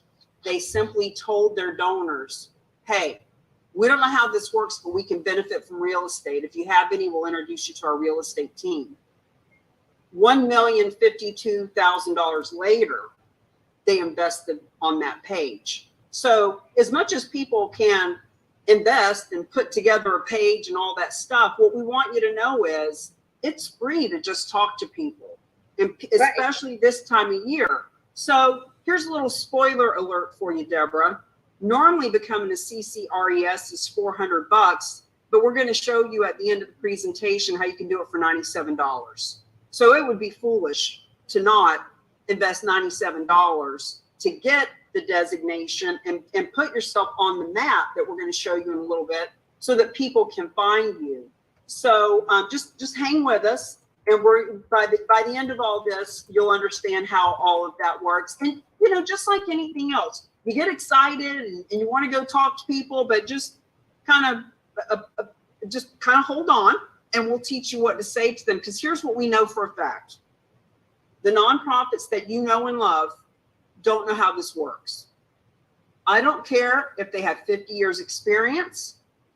I don't care if they've been sitting on boards for the last 150 years collectively. They don't know how this works. So we want to make sure that you've got the right language before you step into a conversation and they say things like, oh, we tried real estate. It's too confusing. It's too complicated. We don't have the money. We don't have the time. We don't have the manpower.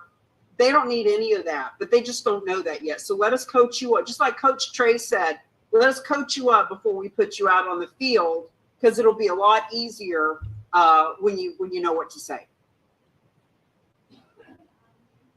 Coach Trey, I see your hand up again. Yes, piggybacking on the lady's question. I'm not a real estate agent like we talked about last night, but I do know some. And how do I work? How do I build a team? How do I bring this into my peace movement? So you too can be a CCRES and have the ability to be on the map with us. When we show the map in a little bit, we have a map of the United States.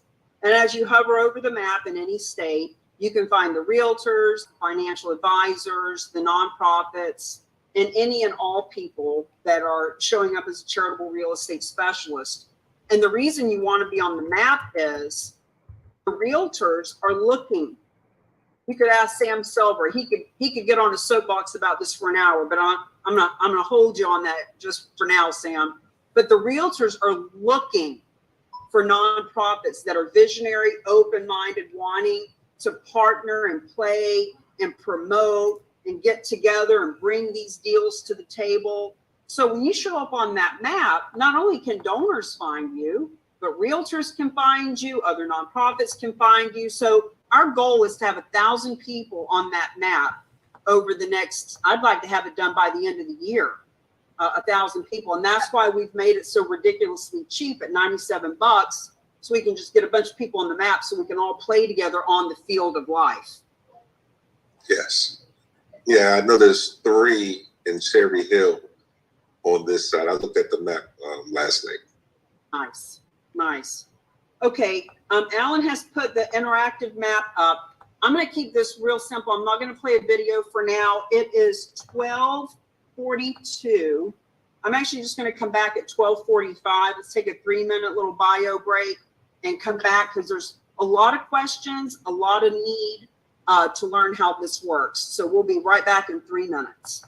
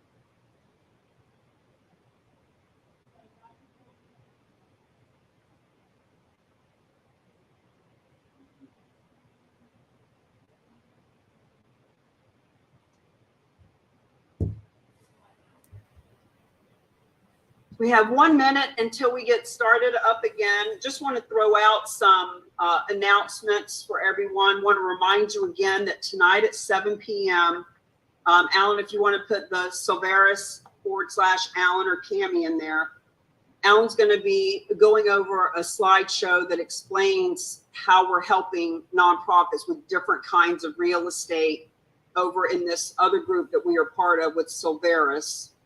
Also want to let you all know that tomorrow night, Wednesday, tomorrow night, because we do a lot in LinkedIn, I'm doing a lot of LinkedIn Live, a lot of presentations for different perspectives. So as you're listening to today, if there is a nonprofit that you know needs this information, if there's a realtor that needs this information, and or CPAs, tax accountants, financial advisors, especially this time of year, and we'll put all this in the chat, and I'll make sure, Grace, my assistant, I don't see her on here right now, but just make sure that in the chat we have your email address and your phone number so that you get all of these announcements.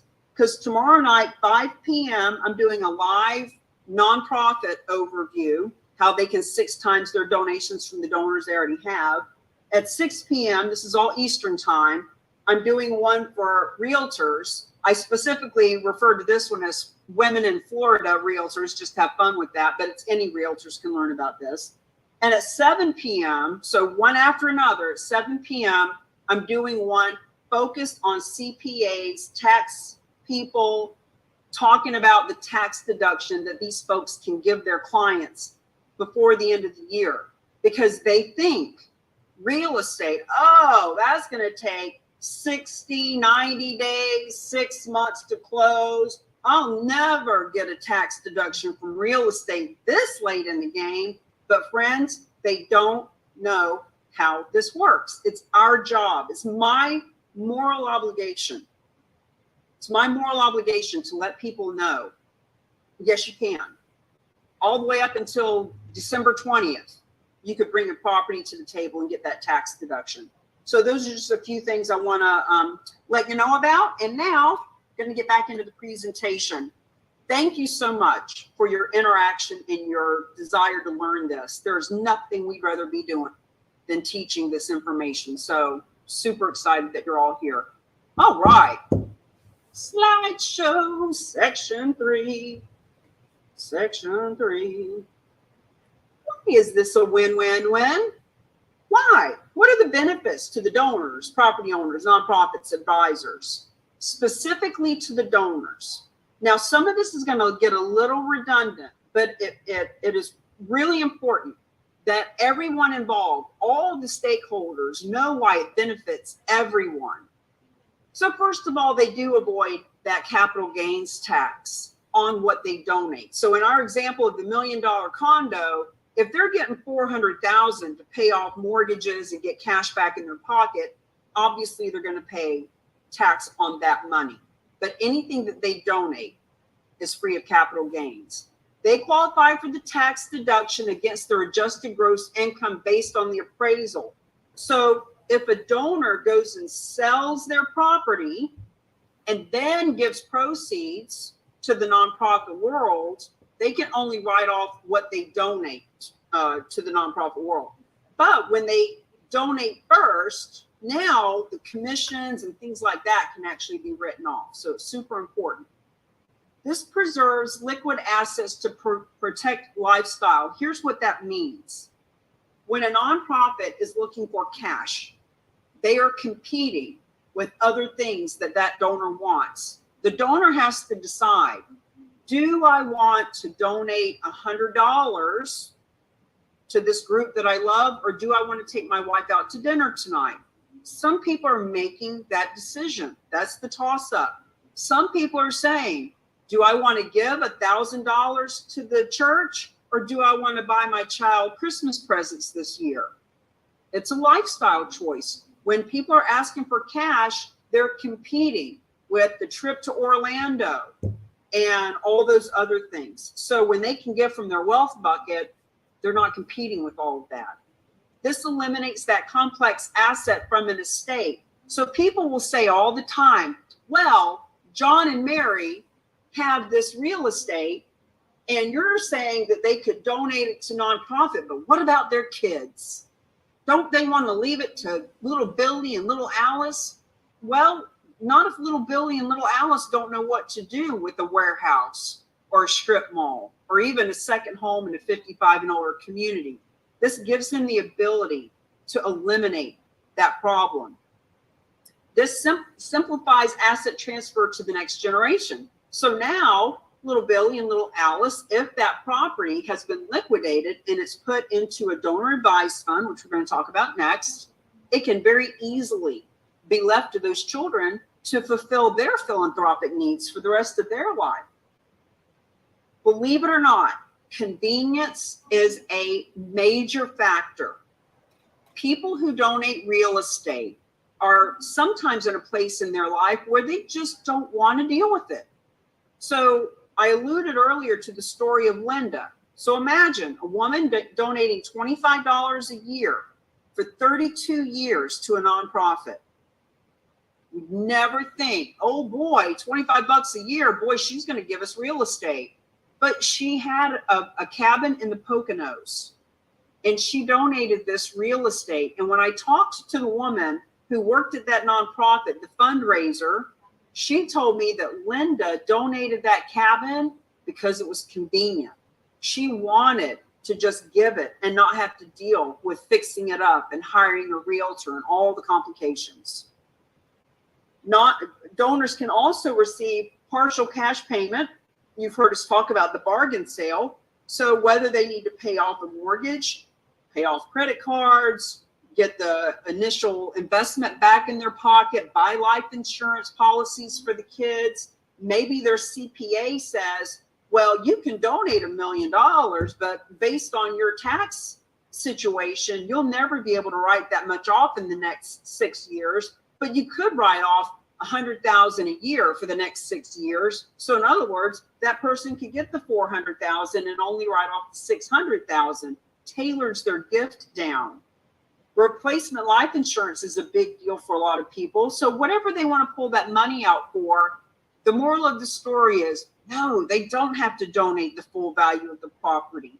Yes, they can get some cash out of it. They can even divvy it up and give some of it to this nonprofit, some of it to that nonprofit, or put all of it in a donor advised fund, which we'll talk about in a minute. Now, you might be thinking, okay, I've never heard of this before, but it's kind of making sense. I'm impressed. They do get these benefits, but seriously, who would possibly donate their property? Well, that's when we share even more stories. Like this couple who just in October last year, $129 million from their real estate portfolio. Who would donate real estate? Friends, the people who love your community, the people who need tax benefits, the people who want to simplify their estate. Friends, they're all around you. And the real answer to that is, who would donate? Well, maybe the people that you'd like to have in your phone, maybe the people that you'd like to be associated with for many, many reasons. That's who would. And ultimately, 80% do it the way that we do it. Now, if somebody's just Googling online how to get a tax benefit, that's them. But the way that we do it, 80% do it for altruistic reasons. 20% do it for the tax benefits. I mean, ultimately, 100% of them get the tax benefits, but that's usually not the focus. Just remember, it's happening. $9 billion a year. The only question is, are you part of it? Now, either way, here's what you need to know.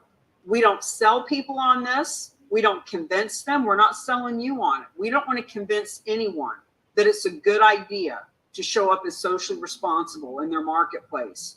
We don't want to have to convince a real estate agent that there's 500 nonprofits in their marketplace that would benefit from learning about this. We just want to educate and inform and let people know what their options are. So what you need to know about the donors, they want to do it. They are grateful that you gave them the option, and they are eager to learn more, and they will introduce you to other people just like them that need to know about this. The Villages here in Florida, we're going to be heading there sometime in December, January to do some presentations, because there's 40,000 people that come from all over the country, come there to their second home, and they got property everywhere. And when they learn about this, imagine they have friends back in Detroit, in Maryland, in Texas, that will be eager to know about it as well. Now, where do you find these donors? Well, you already know them. You just want to expand your mind into abundance and not scarcity. Cami, I don't know anybody that would donate real estate. How would you possibly know? Have you ever asked them? Have you ever asked the people you know? And they come from the donor list for the nonprofits. They come from the financial advisors client list. They come from the realtors list. They are human beings just like you and me who want to leave legacy. Now, here are the benefits to the nonprofits themselves.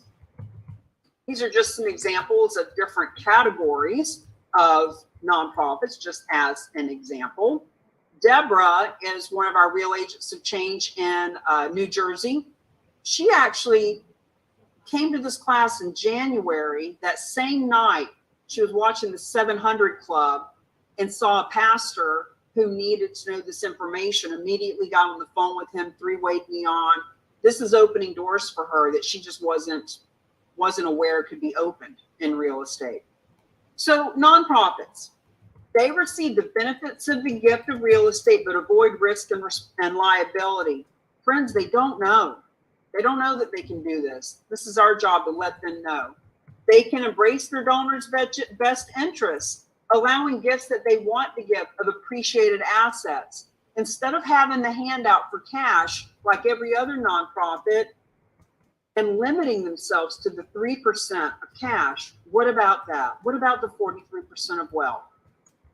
This strengthens their donor relationships by tapping into those wealth buckets. That fundraiser at the nonprofit that Linda donated that cabin to, she told me that Linda, who used to give $25 a year, actually now gives $500 cash a year since she donated that real estate. It changes the relationship. It changes their commitment. This can grow their endowments at 6 times the rate of those who only accept cash. They can receive 3 to 7 times more from the existing donors they already have. Friends, the average donation from real estate, $550,000 to $600,000. Actually, by the end of the year, the average will be $1 million because there's 32 donations done by the team at an average of $1 million a donation. It's happening from those same donors. And the nonprofits can expand their major gifts without going out and finding new donors. They can expand it from the donors they already have. Now, benefits to the advisors, keep in mind the advisors are anyone who donate or who advises people who have real estate.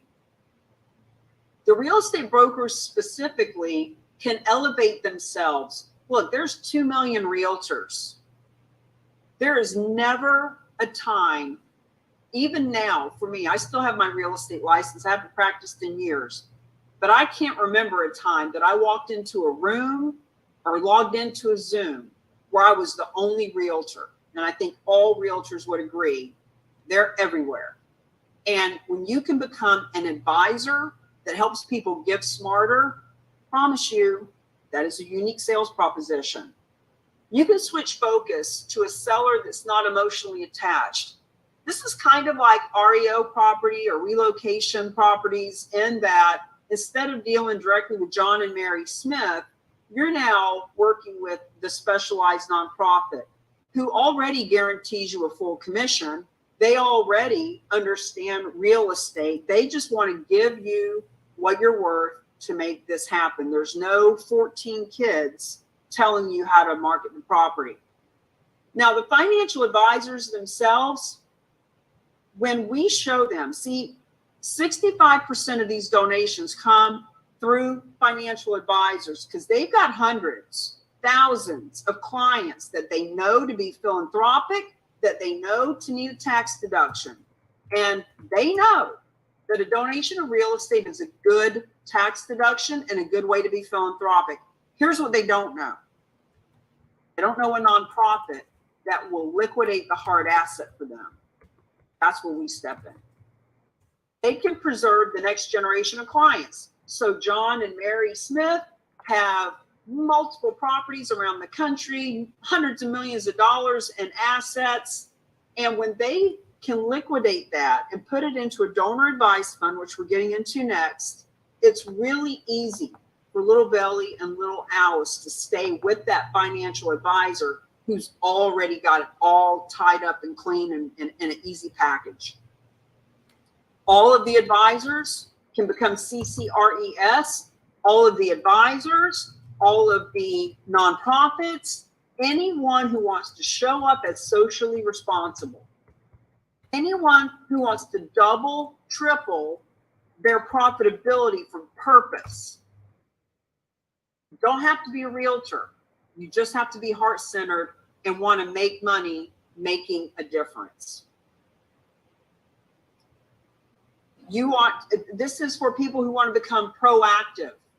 So when people say, well, I've never had anybody ask me about this, if I ever hear of it, I'll call you. Those are people that are waiting to react if the phone never rings. React if the donor ever figures this out on their own and gives them a call. What we're saying is become proactive, educate people, find the donations. Don't wait for them to find you. Strengthen relationships with those existing clients, gain access to those high net worth individuals. These are all the reasons why this is such a benefit to the for-profit world in general. Now, I'm just going to go ahead and jump into section 4. This is about the financial advisors specifically in the donor advised fund.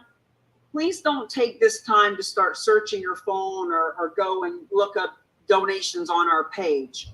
This is important because 65% of these donations come from financial advisors, and their favorite nonprofit is called a donor advised fund. And friends, I was in this for a year before I really wrapped my head around what a donor advised fund is. So let me spare you of that and just go ahead and learn it now, because this is really. And for the nonprofits out there, you might be thinking, well, wait a minute, I want the donor to give all of the donation to me and my nonprofit. I don't want to learn about how they can put it in this donor advised fund thing. But let's expand our mind, because the financial advisors that you can be talking to, their clients already have hundreds of thousands, millions of dollars in the DAFs, in the donor advised fund. They could have their donors cut you a check later on today for $10,000, $50,000, $100,000, $1 million. So let's just see that there's a lot of ways to learn from this information. So the donor advised fund is a charitable investment fund regulated by public charity. It is funded by the donor. So when you think about it, when you break it down, it is a fund that is advised by the donor. The donor sets up this fund. It is administered by a qualified sponsor. We'll talk about those in a minute. Fidelity Charitables, Schwab, Vanguard, etc. Is directed by the donor, and that the donor can grant money to any nonprofit of any amount at any time. And it's an alternative to a private foundation, which is just much more complicated and requires a lot more money to get started. It entitles the donor to a tax deduction, and the fund grows tax-free, grants made tax-free. So if the donor has this piece of real estate, let's say Sam's Veteran Group out in California, and that donor's got that condo in Florida, and there's going to be $550,000 in proceeds. And they're not really sure if they want to give it all to the veteran group. They need a tax deduction now. So if they put all that money in a donor advised fund, they got their tax deduction, that money can grow in an interest bearing account, and they could give $50,000 of it a year to that veteran group or to any nonprofit. The donor can make periodic contributions into the donor advised fund and pull out of to give to any nonprofit of any size at any time. It's their fund. They advise it. So the advantages to a financial advisor: the direction of the charitable account can include or be passed to others. So we've talked about this a little bit. You've got your older couple. They are liquidating their assets, putting it in a donor advised fund that can be left to the children, to the next generation. This way, the financial advisor, this is about business development or business retention. They can retain that next generation. They are often allowed to earn money. So, Cammie, why would a financial advisor want to learn about this? Because real estate is a hard asset that financial advisors don't make any money on. They can't get paid to manage your real estate. What they can get paid for is to manage your assets under management. So when we show them how we can liquidate that hard asset and put it over here in a fund that they can manage, that's very attractive to them. Contributing real estate to a donor advised fund converts the hard asset to assets under management on which they can earn fees. Now, these are some of the popular ones. You've heard us talk about Fidelity Charitables. So, side note, star, asterisk, the reason Fidelity Charitables is the largest nonprofit in America is because they house donor advised funds, $13 billion of donor advised funds. This is super important. Schwab, National Philanthropic Trust. These are some names that maybe you've heard and weren't really quite sure what they do. And of course they do many different things, but Vanguard, for example, there are 3 deals right now in the pipeline from Vanguard. One of them was a hotel in the path of Hurricane Ian that got a lot of damage and it's still kind of up in the air.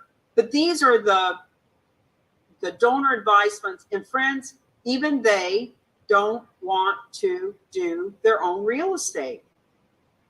They leverage the same team that we do, that I do, that you do.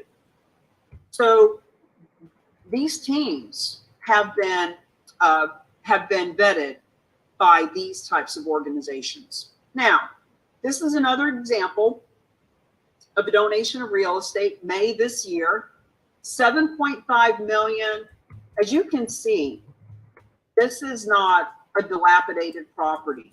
It's not property that people can't get rid of.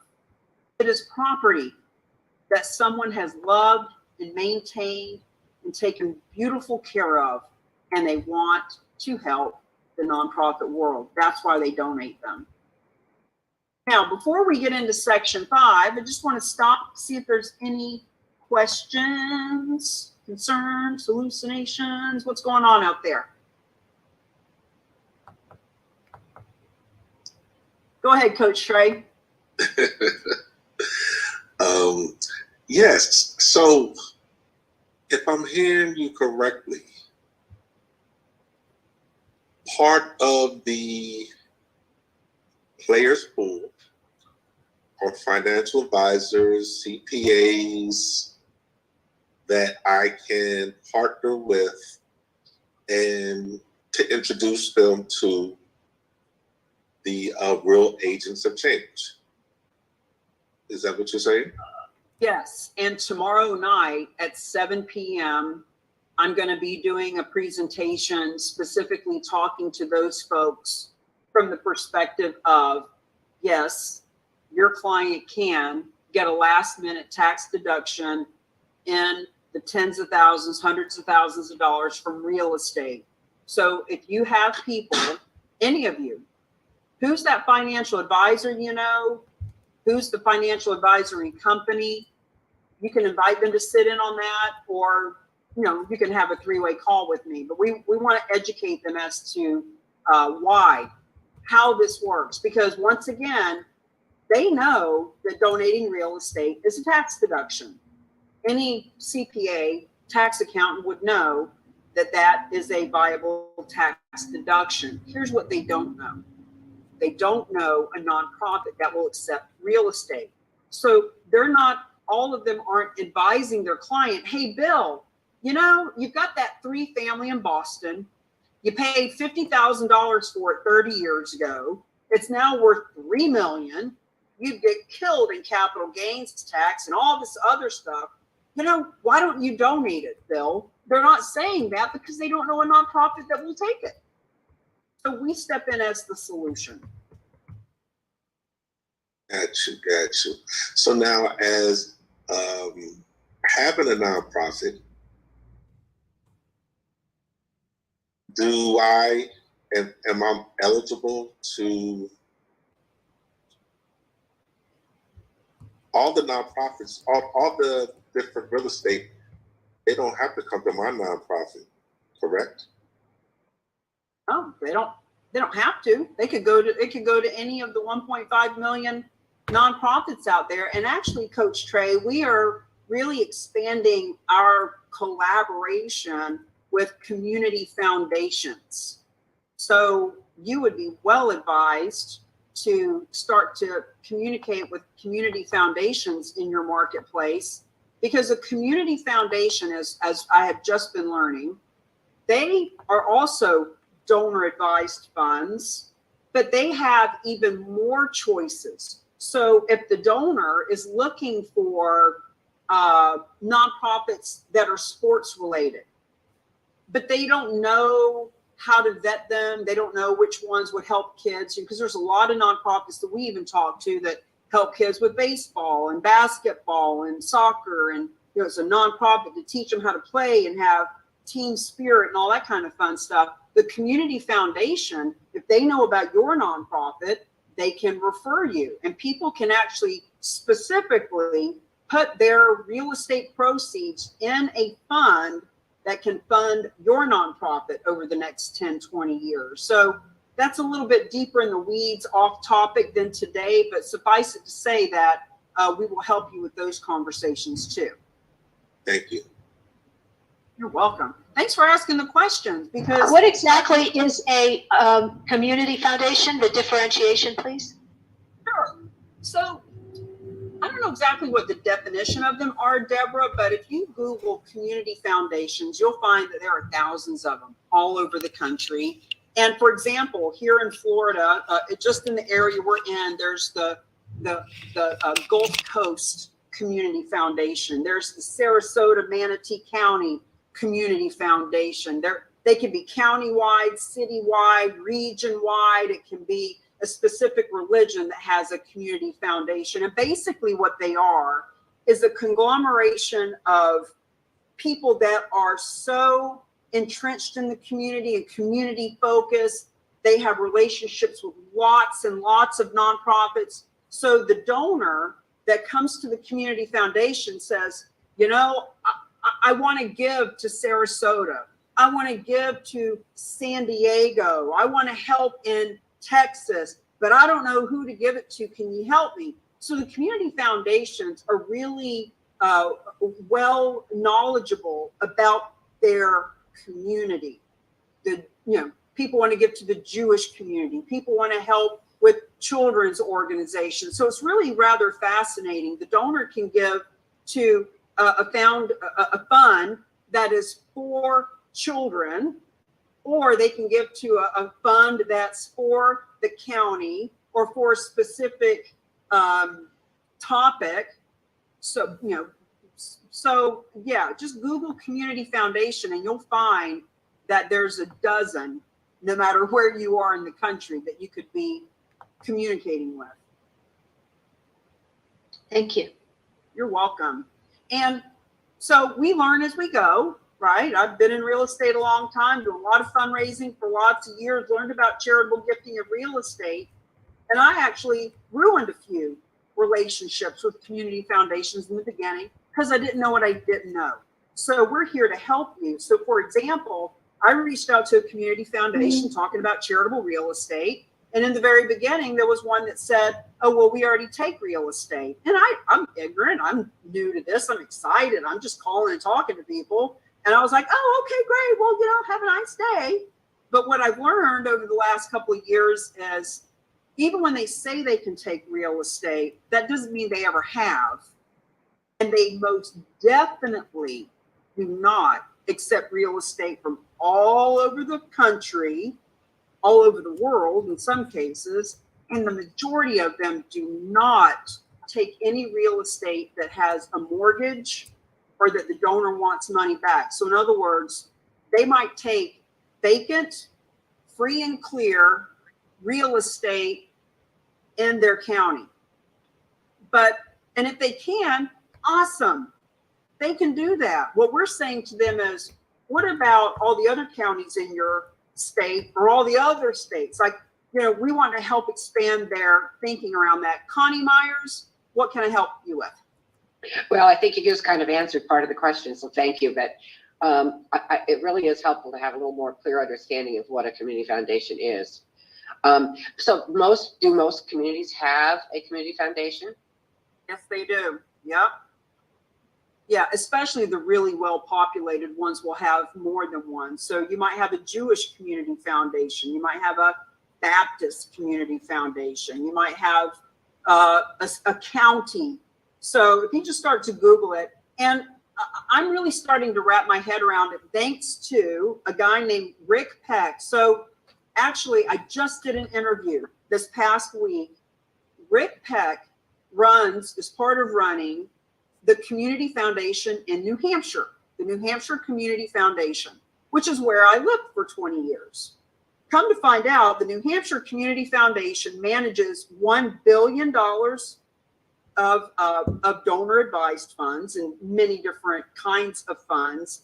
And Rick is really helping me to understand our collaboration with these community foundations. We are not their competition. We are not their taking away from what they're doing. We bring a huge value to them. So that interview, friends, will be out this week. My assistant is editing it as we speak. Highly recommend that you watch them. And Connie, especially for you being a nonprofit, as a nonprofit, when you call the community foundation, they welcome you. They love you. They exist to help people find you. They have donors right now who've already put money in funds, maybe for, safety issues, right? So it's really important that you start reaching out to them, because once again, New Hampshire Community Foundation has $1 billion right now. Now, how they disperse it and how much they send out in grants and all that, I can't get into all that. I don't know. But they have it, and you could get a check from a community foundation this week if you were partnered up with them. So we'll be doing some more trainings on that too. That's great. Thanks. You're welcome. Coach Trey, let me give you one more, then we're going to jump back in and get this material finished up. Go ahead. Yeah, this is quick. I know several, I'm in a fraternity that's across the country. So if somebody that I refer is in Texas, how would that, do I need to contact a real agent of change realtor in Texas? Well, to the situation? There's a lot of missing pieces there. I don't know if they're a property owner, if they're a nonprofit, if they're a financial advisor. But so you came in through Sam Silver, right? Mm-hmm. So Sam can be your go-to person. He's one of the best in our group to have as a go-to person. He is on it. He understands how this works. He's fabulous at creating marketing pieces and could actually give you some different digital collateral that could help you with that. But suffice it to say that there are referral fees for if you're part of the group and somebody else comes in to become a specialist or champion. We'll give you a finder's fee, an affiliate fee, a joint venture fee, if you will. When donations of real estate come in, there's marketing fees and finder fees for that. We get into that a little bit later in the presentation. Thank you. You're welcome. You're welcome. Okay, guys, let me jump into the next section. Now, section 5 that we're getting into gets a little bit in the weeds with numbers. And let me just say, I am not a CPA. I am not an attorney. I'm not a financial advisor. I am definitely not somebody to coach or counsel you on how this works. This is a conversation about what does it look like for a traditional sale versus a donation, side-by-side comparison about why people are donating for their tax benefits. So just a bird's eye view of that. Going to get in the weeds a little bit, but that's okay. Just hang tight.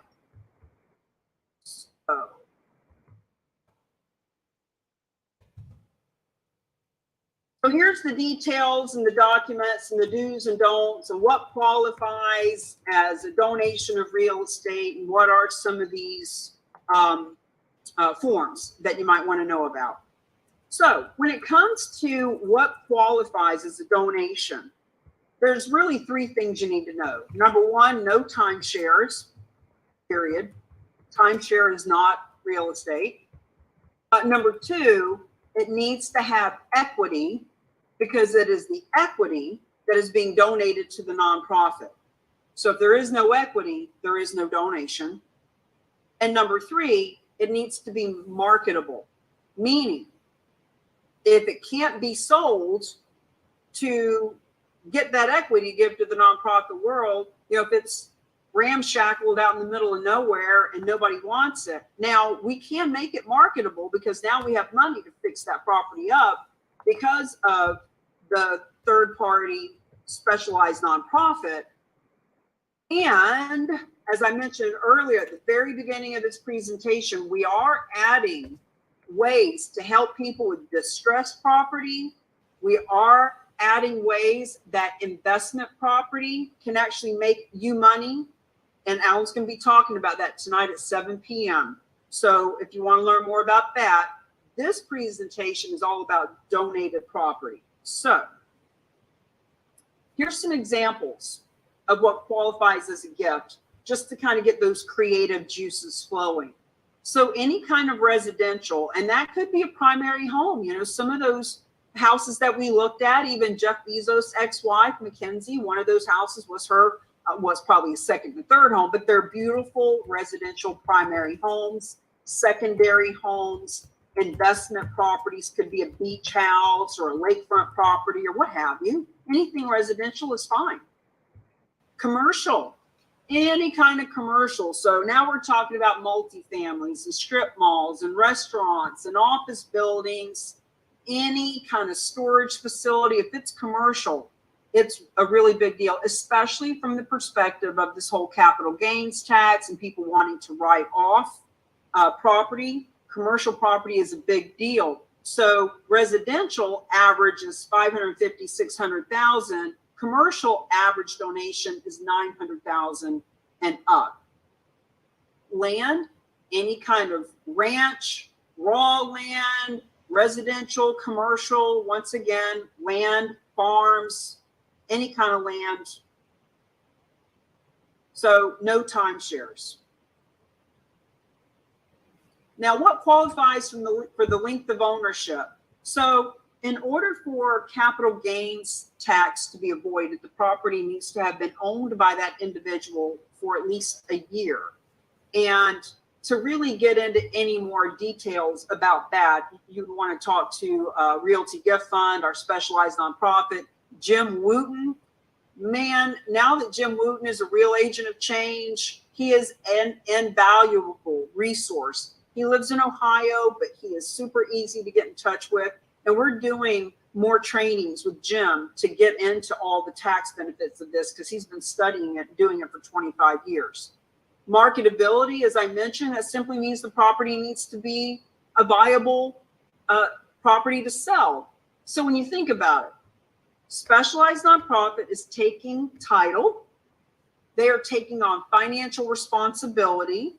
They are paying the monthly taxes and insurance and upkeep and HOA fees and electricity and plowing the driveway or whatever needs to be done. So when you think about a property, if you say, well, Cammie, what about this property that no one wants out in the middle of nowhere? Well, why would these people take title to that? Why would they take on the responsibility of a property they can't market? So we want to make sure that it's something that can sell. Underlying tax circumstances. So, you know, once again, 80% of the people who donate through us, the way that this works, it's because of altruistic reasons. We don't want to find out that the reason they're doing this is only to pull one over on the government. That can be a dirty and lack integrity. We don't want any of that stuff. Minimum equity, there's really not so much a minimum of equity anymore. When you think about the average being 550,000, if that's the average, then a minimum doesn't come into play as much as you might think. 250,000 makes it all worthwhile for everyone involved. However, that cabin that I've mentioned that Linda donated, it was only a $39,000 donation. So, you know, it depends on the circumstances. It depends on how complex it is. There's a lot of varying circumstances, but ultimately we're looking for 250,000 minimum. Average equity, 540, 550, now 600,000. And frankly, by the end of the year, the average is $1 million. And yeah, maximum size is unlimited. So it can be any size. All right, documents that are required. So whatever state the property is in, it's their state documents. However, because it's a donation, let's look at a couple of these. There's something called the net gift estimate.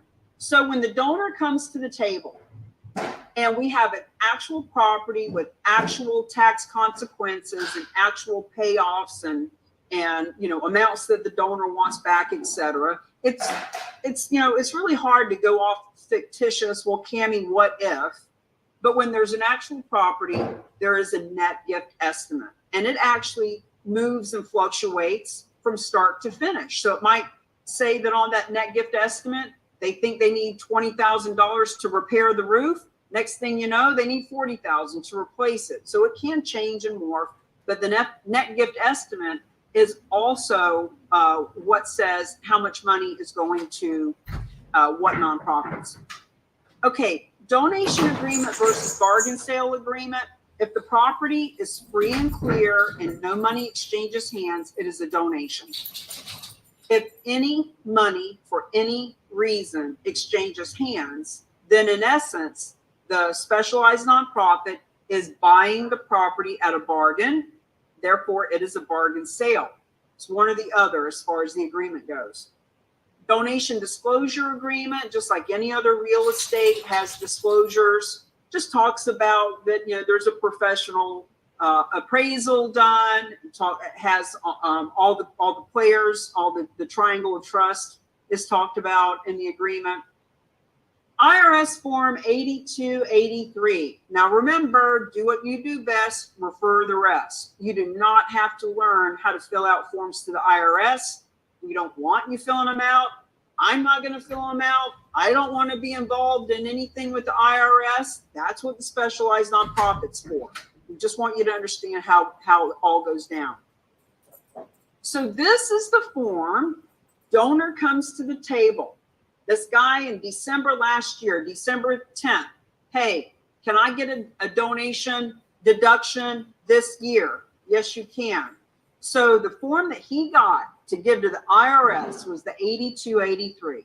And it was signed by the appraiser, it was signed by the donor, and it was signed by the specialized nonprofit who took title. So those three people are signing this property is appraised at $450,000, etc. That's what goes to the IRS to kick off the tax deduction. Now, the IRS 8282 is the form that is sent after the property sells. It is only signed by the specialized nonprofit, in our case, or whoever the nonprofit is that took the donation, and it's kind of a check and balance. So if 8283 was sent to the IRS stating that the appraised value was $1 million, then the 8282 gets sent to them. This property sold for $852,000 or $1,083,000. In other words, they're just checking to make sure that everything is above board. Listing agreement, purchase and sales, whatever is in your state. There's nothing special or new about it. Just like an REO property or relocation property, it's just Bill and Mary Smith aren't signing it now. Now it's Realty Gift Fund or the specialized nonprofit. Donation bargain sale agreements. People ask, well, how do I know my nonprofit's going to get the money? How do I know when I introduce you to John Smith that when his property sells, that my nonprofit is going to get the money? Friends, this is a real estate agreement, just like any other real estate agreement. The specialized nonprofit is a 501c3 designated by the government to do this. They do it for Fidelity, Charitables, and all those other laundry list of nonprofits I mentioned to you before. This is a legitimate business that is happening every day. So the donation bargain sale agreement is what actually outlines that. It's actually at clause number 18. It will say, based on our preliminary due diligence, this property appraises at $1 million. Based on everything we know here, this is how much is going to the Boys and Girls Club. This is how much is going to the church. This is how much is going back to the donor to give him money. In other words, it's all lined out just like any other real estate agreement. Okay, here is the comparison that I have alluded to that will show you why a donor would donate real estate. Now, on the far left is the depreciation schedule. And this is just showing you the numbers that we are using to base the comparison on for this. This was an actual deal for this actual donor. So based on this depreciation schedule, conventional sale on the left, charitable donation on the right. This is a $4.5 million property. That is the appraised value, and we're just going to go with that as the sales price. So here's what we're comparing right now. Notice on the left, because it's a traditional sale, there is $219,000 going to the government for depreciation or capture tax, and $662,000 going to the government for capital gains tax. Compared to on the right-hand side, that 900-something thousand didn't go to the government. Now, cash benefit to the nonprofit, cash benefit to the donor.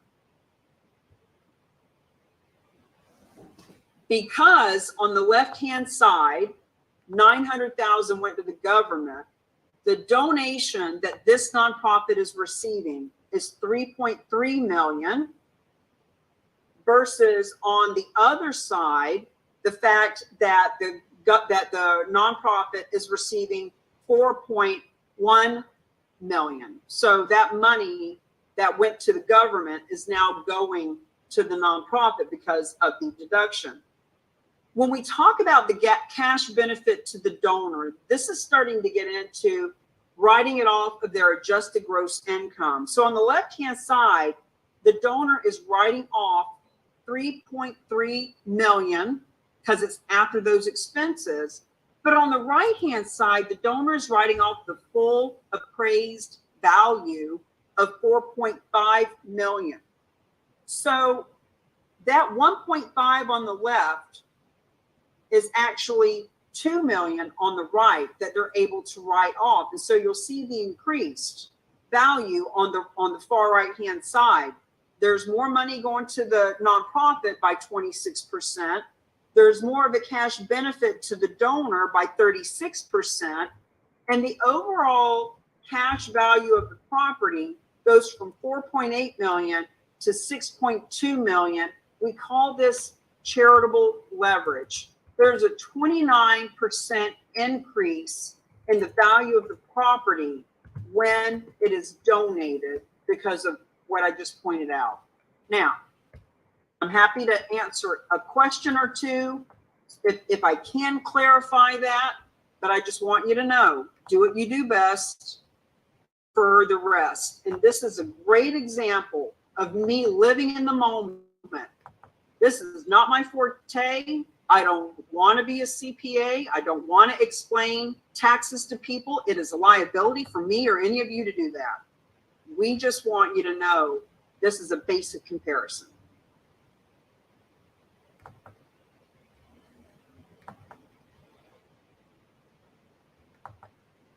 All right. This is the property evaluation form. It's online at therock.com/property valuation. This is what the donor would fill out to get the ball rolling. At the top, you'll see that the first question, the most important question, what is your charitable intention? Why are you wanting to donate this property?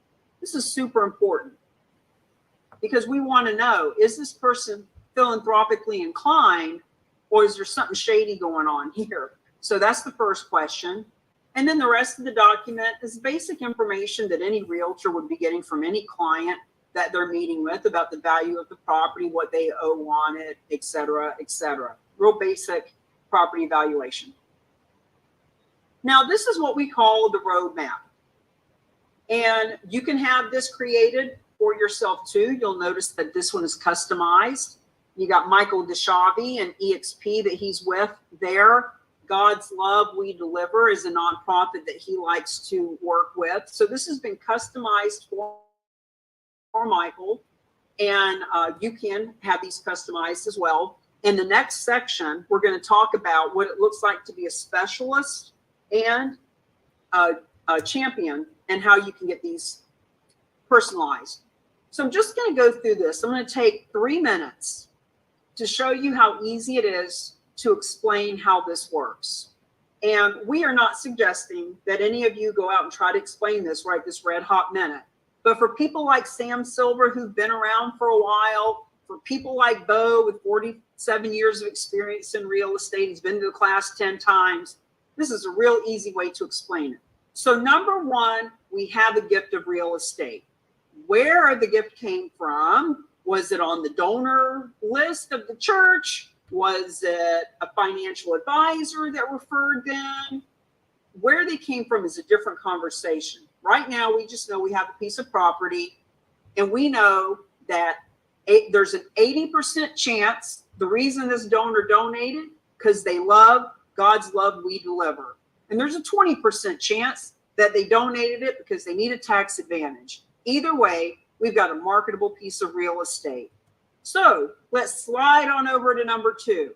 Specialized nonprofit facilitates the transaction. They take title, they assume all risks, they pay off any mortgages, they give the donor the tax advantage that they're looking for. And now that the specialized nonprofit has title to the property, we slide down to number 3. They list the property, preferably with a charitable real estate specialist, especially if they're the one that brought the nonprofit and the donation to the table. So now that the specialized nonprofit has listed it with Michael, he just listed just like any other real estate he's ever listed. And when it is liquidated, we slide to number 4. There is a check cut to God's Love We Deliver.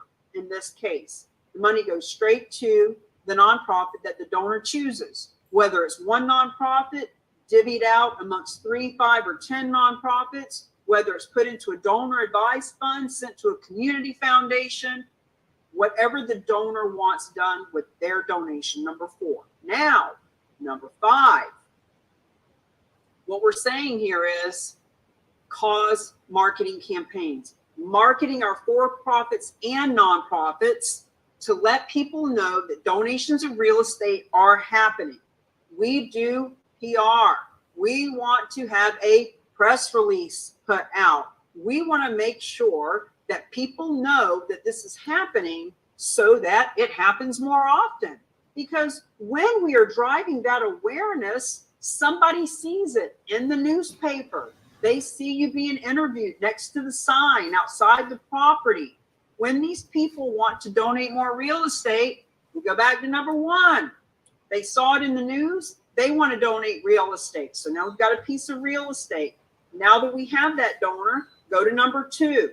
Specialized nonprofit takes title, pays off mortgages, takes on all financial responsibility, gives the donor the tax benefits they're looking for.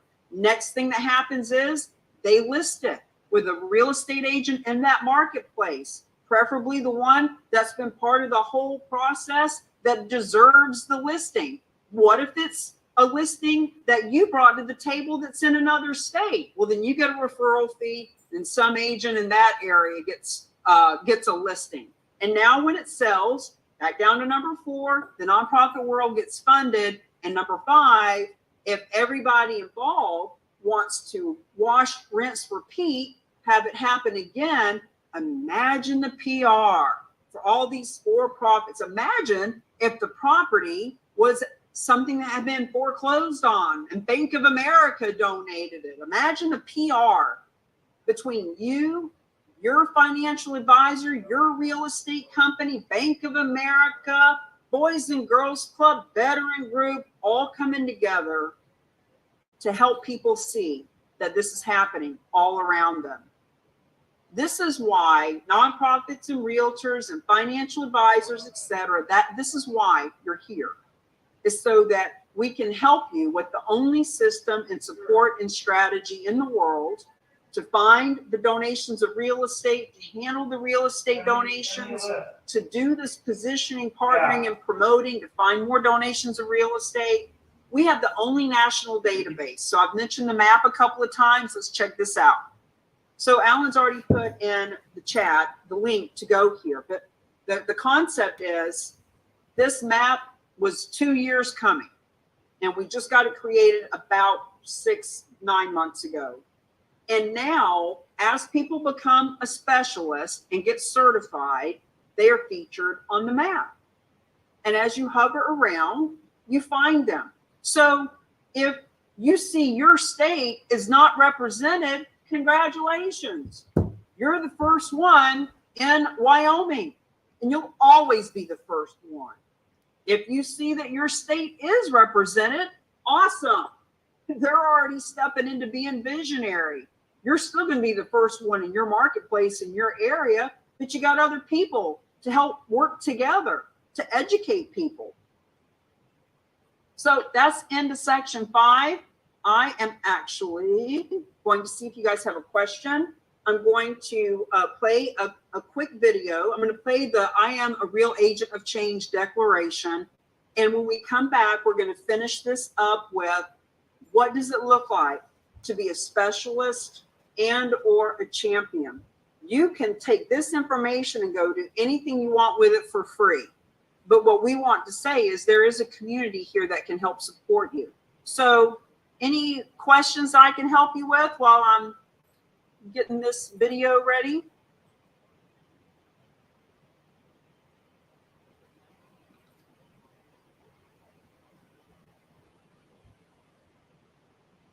All right, I'm just going to share screen. This is going to play for about 3 minutes, and then I'll come back and we'll finish it up.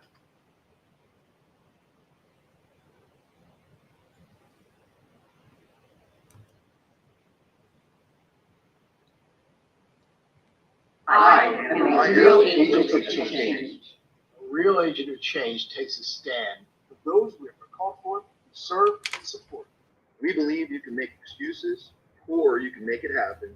But you cannot do both. We are go-getters, do-gooders, trailblazers, and visionaries who know that making money and making a difference go hand in hand. A real agent of change is open to new ideas, eager to take action, and boldly goes where others cannot even see. We plant our flag. We burn our bridge. We walk through the fire to rise up, transform. We look for reasons why something will work, Not why it won't. When others ask why bother, a real agent of change's motto is, if it is a benefit to all, including myself, then I must do it. we serve instead of sell. We collaborate versus compete. We understand that giving and receiving are simultaneous. And we know the difference between a transaction and a transformation. A real agent of change is influential and uses that superpower for good. We know that our actions, or lack thereof, have an impact on our family, Our community, our marketplace, and the world. We do not take this for granted. We inspire. We are inspired. We are inspired. We are an inspiration for everyone we meet.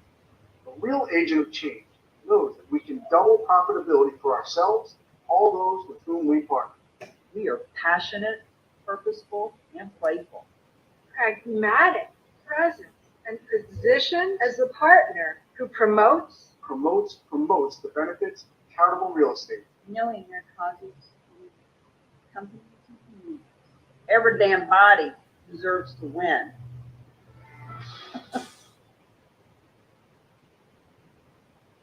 Oh, too fun. All right. So let's finish this up and share with you what it looks like to be a specialist and or a champion.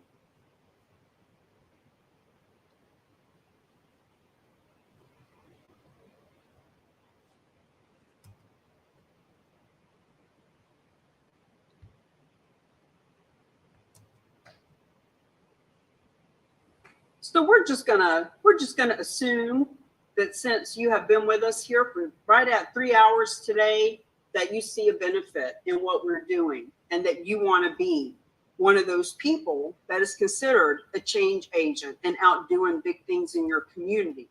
And you can go do anything you want with this. If you find a deal and bring it to the table, we're happy to help you handle it. But why not go ahead and get some of that support to help you become proactive? So Dr. James, if you were with us in the beginning, you heard the recording, the beginning of our book, Real Estate is Hot, Fundraising is Not. He talks about how the numbers are clear. Transformational philanthropy comes from major assets like real estate, but numbers aren't the problem. The problem is action. People can understand the ideas and nod their heads at the numbers, but nothing. Friends, the disease is inertia and fear, and the cure is what we're doing here at the Real Agents of Change. So remember how we talked about key number 1 is to learn. Well, congratulations, you learned, you know the basics of what charitable real estate is. This is an image of what it looks like to start taking action.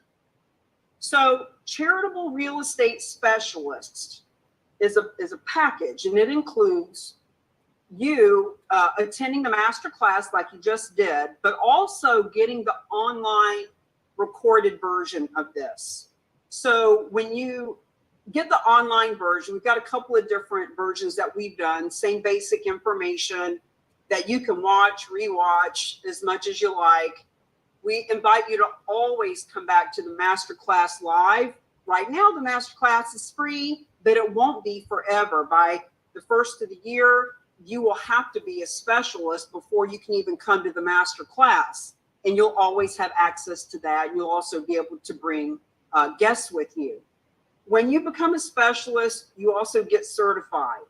So when you get certified, you take a test, you get an 80% or more and you pass. We've never had anybody not pass the test. You've sat here for 3 hours, you can take that test. And you also get the licensing agreement to use the logos and the images and to refer to yourself as a CCRES. It's a 1-year licensing fee. It's just like any other certification, real estate certification or other. It's an annual thing. You are also featured on the map. And the map, with the new marketing that we have coming out soon with Keith Eichele, our goal is to have this map and the Real Agents of Change come up as #1 in YouTube when people are Googling learning how to do this. So imagine you'll be on a map where you come up as #1 in this industry when people are Googling it. Now, the specialist has been $400 for the last couple of years, but right now we have a special that I alluded to earlier where you can do it for $97. And it won't be like that forever, but here's what it looks like. Beyond Living is a 501c3 that is helping with the housing issue. And they believe in what we're doing so much that they are sponsoring that. They are wanting to help provide scholarships. So all you have to invest is $97. Now, Beyond Living, if you go to this link, therock.com/Beyond Living, you can get a free copy of the book, PDF copy of the book. We're going to be doing a book review the first of the year. We're going to start having a weekly live Zoom with the author, myself, going through section by section by section. Because friends, this isn't just about what is charitable gifting of real estate. You got the basic understanding of that now. You know more than 99.9% of people in your marketplace. But what are you going to do with it? So we're going to start going through the book. So the Beyond Living link will get you the $97 special and a copy of the book. So key number one, you learned. And as a specialist, you know, I think about this just like a heart specialist or a kidney specialist or any kind of doctor or attorney or marketing or real estate. You can be a luxury specialist. You can be a waterfront specialist. Specialists just have more knowledge than anyone else in their field. So as a specialist, you know more. But champions are those people who actually take action and do something with their new knowledge. So I'm going to share with you now what it looks like to be a charitable real estate champion that helps you to lead generate, list, liquidate, leverage, leave legacy, and step into the collaboration, the positive partnering energy. So position, partner, promote. For example, Jim Wooten became one of our charitable real estate champions about 30 days ago now. And I was blown away that this legend and his book and all that he knows about this, he is more excited about this than just about anybody else in the group. This gives you the opportunity to position, partner, and promote with people like Jim. Jim and I and the other handful of the group here are going to be teaching this to community foundations very soon. We are getting on stages together and we want to invite you to be a part of that. So here's what it looks like for the champion upgrade. I'm going to pull up a few bullet points of different topics and trainings, some of which are already recorded and in the back office of the champion package. Some we do live. So, you know, we talk about, friends, talk to your warm market. Don't worry about cold market. Don't worry about sending an email to 500 nonprofits. Your warm market will get you in front of the right people. We'll teach you about that. We talk about how to set intention so that you pay attention to who you're talking to and what you're saying to create that retention. Just a lot of fun ways to alliterate the 5 keys to leverage real estate for real change.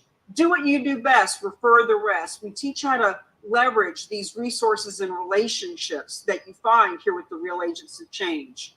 How to start conversations about charitable real estate is one of the biggest issues. Just because you know what this is doesn't mean that you're going to be able to go out and have a really easy, intelligent conversation about it. Dr. Russell James taught us this phrase, the 4 S's.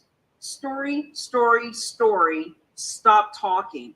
We'll teach you how to tell a story about what you've learned that will help people want to come learn more.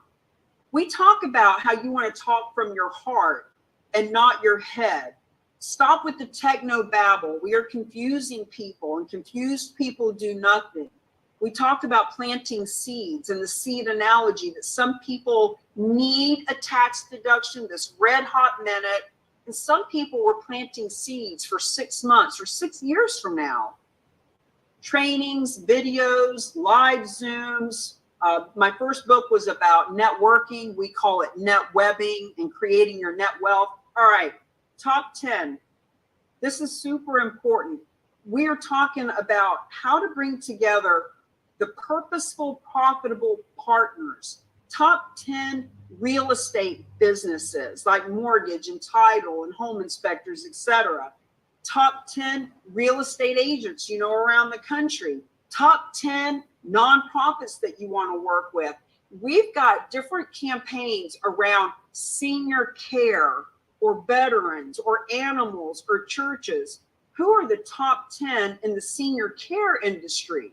that could help you. Parkinson's and Alzheimer's and friends of hospice. So the point is there's a lot of strategy. Where to find these property donors? Where do you find them? And what do you say to them about this? How to do a charitable real estate 101 presentation. Friends, we've got so many videos that are 2 minutes to 20 minutes, this 3-hour master class. But what about you? Wouldn't you like to be? And maybe you do, and maybe you don't. If you don't want to be the Superman with the cape on the video, if you want to be behind the scenes, that's fine. For those of us who want to show up as the presenter, as the expert, let's teach you how to do that. Let's talk about how to answer the top 10 questions. Let's give warm introductions versus cold referrals. So the point is, this is all part of what we're doing when you become a charitable real estate champion. This thing called the 7 P's from purpose to payoff, just going to get this all up on the slide. This is a mindset. This is a strategy that even before I was teaching the master class, I was already teaching people the 7 P's. I used to sell this for $600 and people would come to an all-day workshop. This is all part of what we're doing here with the Real Agents of Change. Champion resources, the signs. These are signs that you can have created. Oakley Sign Company is a partner with us now. You can put these signs right in your list, in the yard of the current listings that you have. You can put these sign riders on top of the listings you already have. We have postcards and emails and all kinds of different social media scripts. We've got weekly live Zooms on Thursdays at 6 p.m. We do a strategy call together. We do role play. We do the presentation skills. And it's $97 a month. $97 a month. No contract, cancel anytime. So to be clear, you have to be a charitable real estate specialist first. You can do them both right now, but we need you to be certified. We need you to be able to use the logos. We need to have you on that map so that we can promote as a champion. So you become a specialist first, $97. Why wouldn't you do that? And then this is $97 a month. But we have some customized marketing that we want to offer you if you so choose. So the most common thing that people do is the $9.97 for a whole year of Champion. And not only does that give you 2 months for free, but here's the customized marketing that you get. So therock.com/Alan Biles, therock.com/Jim Wooten. Hey, can you put that in the chat, please, Alan? therock.com/Jim Wooten. I want all of you to go there anyway, because at the bottom of his page, his book is there for free. You put in your name and email, and you can get that book for free. But it shows you an example of what these personalized pages look like. It includes having your bio updated, which is not free. We have to pay the team to do that. You get 2 versions of the roadmap. So remember, I was showing you the roadmap and Michael DeShavi, and it was customized with the nonprofit he loves. Coach Trey, you can have that roadmap created with your nonprofit, right? And any other realtor that wants to create imagine if you had 3, 5, 10, 20, 100 realtors all over the country that had a roadmap with your nonprofit down at number 4, where the money's going to. Here's some other bonuses. I'm going to do an interview with you if you so choose. It's a 15-minute interview as a real agent of change. You can leverage this interview to put on social media, to send out in a press release, to send to people that you want to introduce the concept to. So when we do the interview, we'll give you some free promotions that are personalized, like what these look like.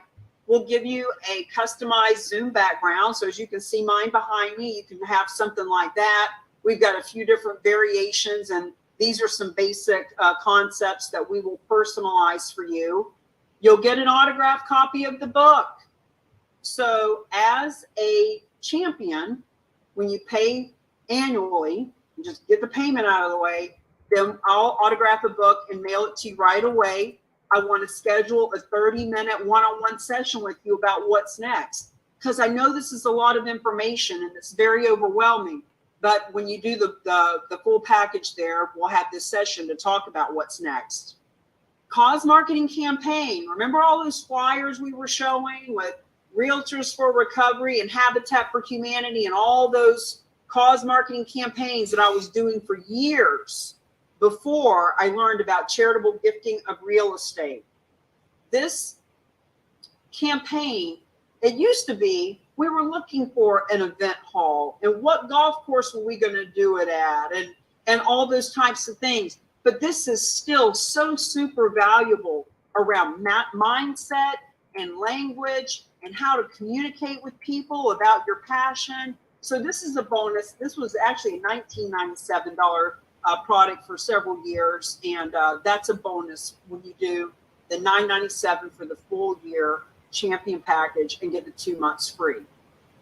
So just to wrap it up, remember how at the very beginning I told you our thing at the Real Agents of Change is donations of real estate. People that are looking to donate, whether it's a portion or the whole real estate. Our thing is about leveraging real estate for real change. However, we have now partnered with some other folks who can add, what if the person who owns the real estate is in a distressed situation? Maybe it's not renting or it's not selling. Maybe there are a couple of mortgage payments behind for whatever reason. What if it's an investor that has an investment property and maybe they're bringing in $2,500 a month? We have ways of showing them how to increase that to $6,500 a month, in some cases $8,800 a month. So we can help investors to increase their profit with less work. They don't have to manage the property anymore. And because of that, you can get a monthly referral fee, $200, $300, $500 a month to you personally. And if it was a nonprofit that brought those folks to the table, imagine if your church was getting $300 a month every month, year after year, because an investor is making more money. So these are things that we've added to the table. Of course, you know, our thing is donated real estate, but these things that we've added, we are partners with this group called Beyond Living. And tonight at 7 p.m. on this Solveris gathering, where the Solveris, The Rock, and Beyond Living all come together, we will be talking about how those other pieces of the program come together. So I don't want to confuse you. You are here with the Real Agents of Change to learn about charitable gifting of real estate. And if your head is swimming like I know it is, and you just got a lot of questions just about charitable real estate, that's fine. Let's just keep you right on that. That is our main bread and butter. That is my personal mission. I'm happy to stay here for a few more minutes and answer questions. But for those of you who've been with us for a little bit and you're ready to take on the next thing, you're ready to learn the next evolution, we want to invite you to this for 7 p.m. tonight. And Alan, if you can just make sure that in the chat, we have the link to the /Beyond Living to get the specialist for $97 first. And then if you want to do the champion package, actually, by the way, let me just show this and then we'll be taking it to an end here. On our website, therock.com/store. You come to the website, you'll see there's 3 different packages, if you will. The master class, don't worry about this. You've already taken it. You just took the master class. This is the recorded version. It's $47 for people who just want to do it online and do the recorded version. Don't worry about that, because when you become a specialist, you get the recorded version of the master class. And if you were to click on this specialist, you'd see that we sell this online for $400. So what we want you to do here is actually go to the Beyond Living / to get it for 97. And then after you do that, now you can come into the Champion and do the Champion upgrade. If you come in here, you'll see all of the marketing that comes with the Champion upgrade, and you can click right here on the Champion upgrade, and you can do the 97 a month, no contract, or you can do the 997 to get the customized bonus material. Questions? Yes. Thank you. Thank you. So it's the 97 for the specialist plus 997 for the champion. If you want help with the marketing strategy, the community support, then yes, you can do the Champion upgrade after you become a specialist. You do it all right in this red hot moment. In other words, you don't have to become a specialist and then wait for something to be a champion. I just want people to know the specialist is the foundation. It's the first thing, and then the champion. Yes. So, Coach Trey, you've had a lot of great questions. What do you see as being a benefit for you personally or professionally here? Actually, I'm gonna give you three things. Your earrings with the peace sign. The real agent of change, because living in Philadelphia in the Delaware Valley, there's since the 90s there has been, for lack of a better term, an urban war. I was in the midst of it as a firefighter in the 90s, and I lost 5 football players the last 5 months. But there's a lot of nonprofits that have missed out on the millions of dollars in grants because of, the game of the grant game. And lastly, the fact that it's I know I could be a specialist, but I love the word champion. So, and in the midst of what I'm doing, I know quite a bit of people that don't know about this. And I'm also part of a major semi-pro basketball association that could benefit this, because we have over 100 teams across the country. Last night, the event that you sat in on, we were at with that church group. One of the guys that they have Friday night with the fellas, where they do a Bible study, and one of them is a former Tampa Bay football player, and my fiance Alan has been getting to know him. And the fact is, all of these football players, basketball players, all of the actors and performers, all these people have their own nonprofits, and the majority of them are wanting to put a hand back into their community and help the kids come out of bad living situations, etc.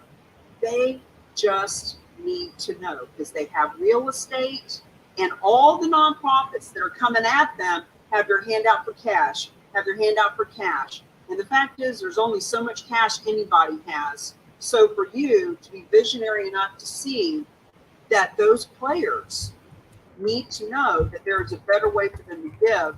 Again, Alan says Odie Harris is a friend of his that I met this weekend when we did this event together. So good for you, Coach Trey. I personally want to make sure that Sam and Alan, who work with you, will all come together and do a strategy together and get you off the ground, rocking and rolling. Anybody else have any questions or anything I can clear up for you about what we are offering here?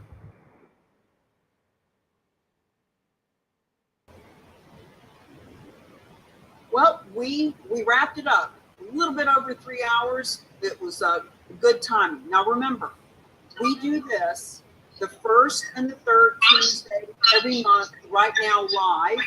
We don't always always do it live, but it is now, and it won't always be free, but it is now, so you can bring people to this. Let me go over just a handful of other things. Thursday this week, 9 to 12 Eastern time, I'm doing the CE class for realtors in Florida. This is only Florida to get your 3-hour credit, but there is different information in that class. So if any of you want to sit in on it just for shits and giggles, you most certainly can. We'll get you the link for that. Alan is speaking tonight at 7 p.m. Our book is coming out as for mass production. So we're scheduling book signings, doing a book tour. And look, you know, when I go to Barnes and Noble and sell 10 books, that's not what it was about. It was about the positioning. Imagine when you all can say, hey, you know, I'm part of this movement, I'm part of this revolution.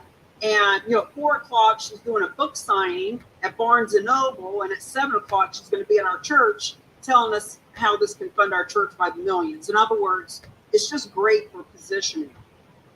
Tomorrow, Wednesday, this is all Eastern time stuff, 5 p.m. Actually, Alan, can you put in the chat Cami'sZoom.com? My personal Zoom link, I went and got the domain, Cami'sZoom.com.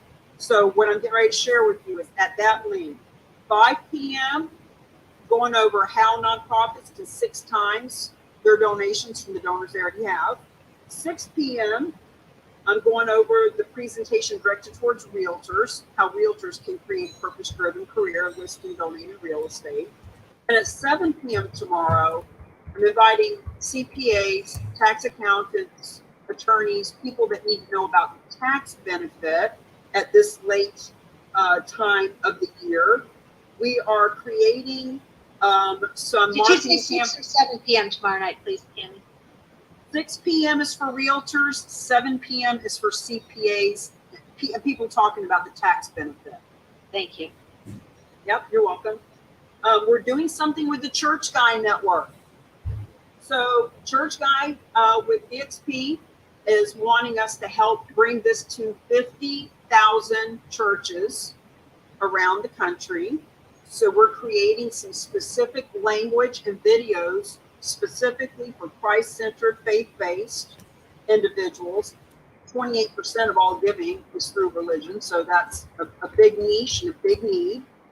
And we are also doing stuff with community foundations that we want to help educate and teach you guys about as well.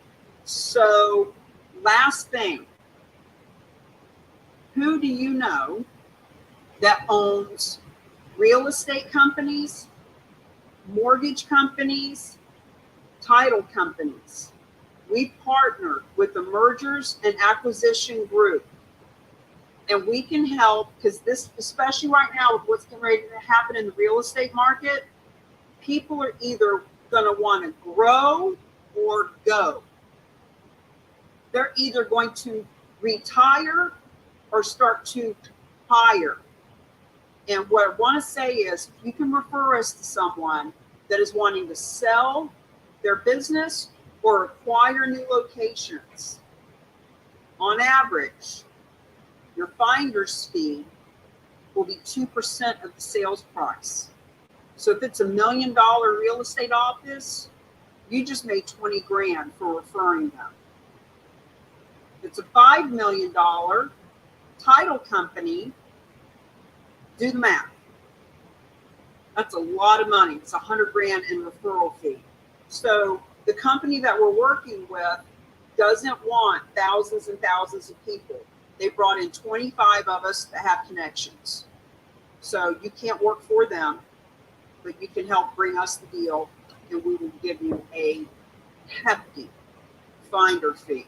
So when you're talking to people and they sing the blues, oh my God, I've been in real estate for 30 years. I can't believe it. I don't want to go through another crash. What a nightmare. You can say, hey, have you thought about an exit strategy? I can help you with that. If you talk to some young upstart, you're like, oh my God, I can smell the blood in the water. We're getting ready to start adding locations. We want to buy up mortgage companies. bring them our way because we can help them buy. So buying and selling of real estate, mortgage, and title. Just want to throw that out. We'll be talking about it more, but I know that people who are on here right now want to know about it. So Yeah, Tammy, in that capacity, are you the buyer, seller, or advisor of those one of 25? I am one of the advisors bringing them to come be partnered with a buyer or a seller.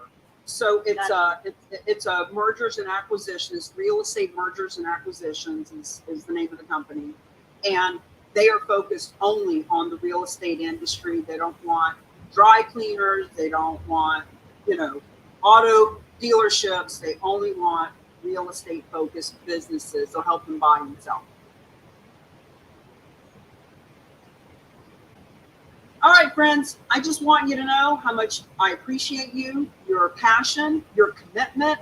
Those of you who show up week after week, those of you who are just stepping in, welcome to the tribe, welcome to the revolution.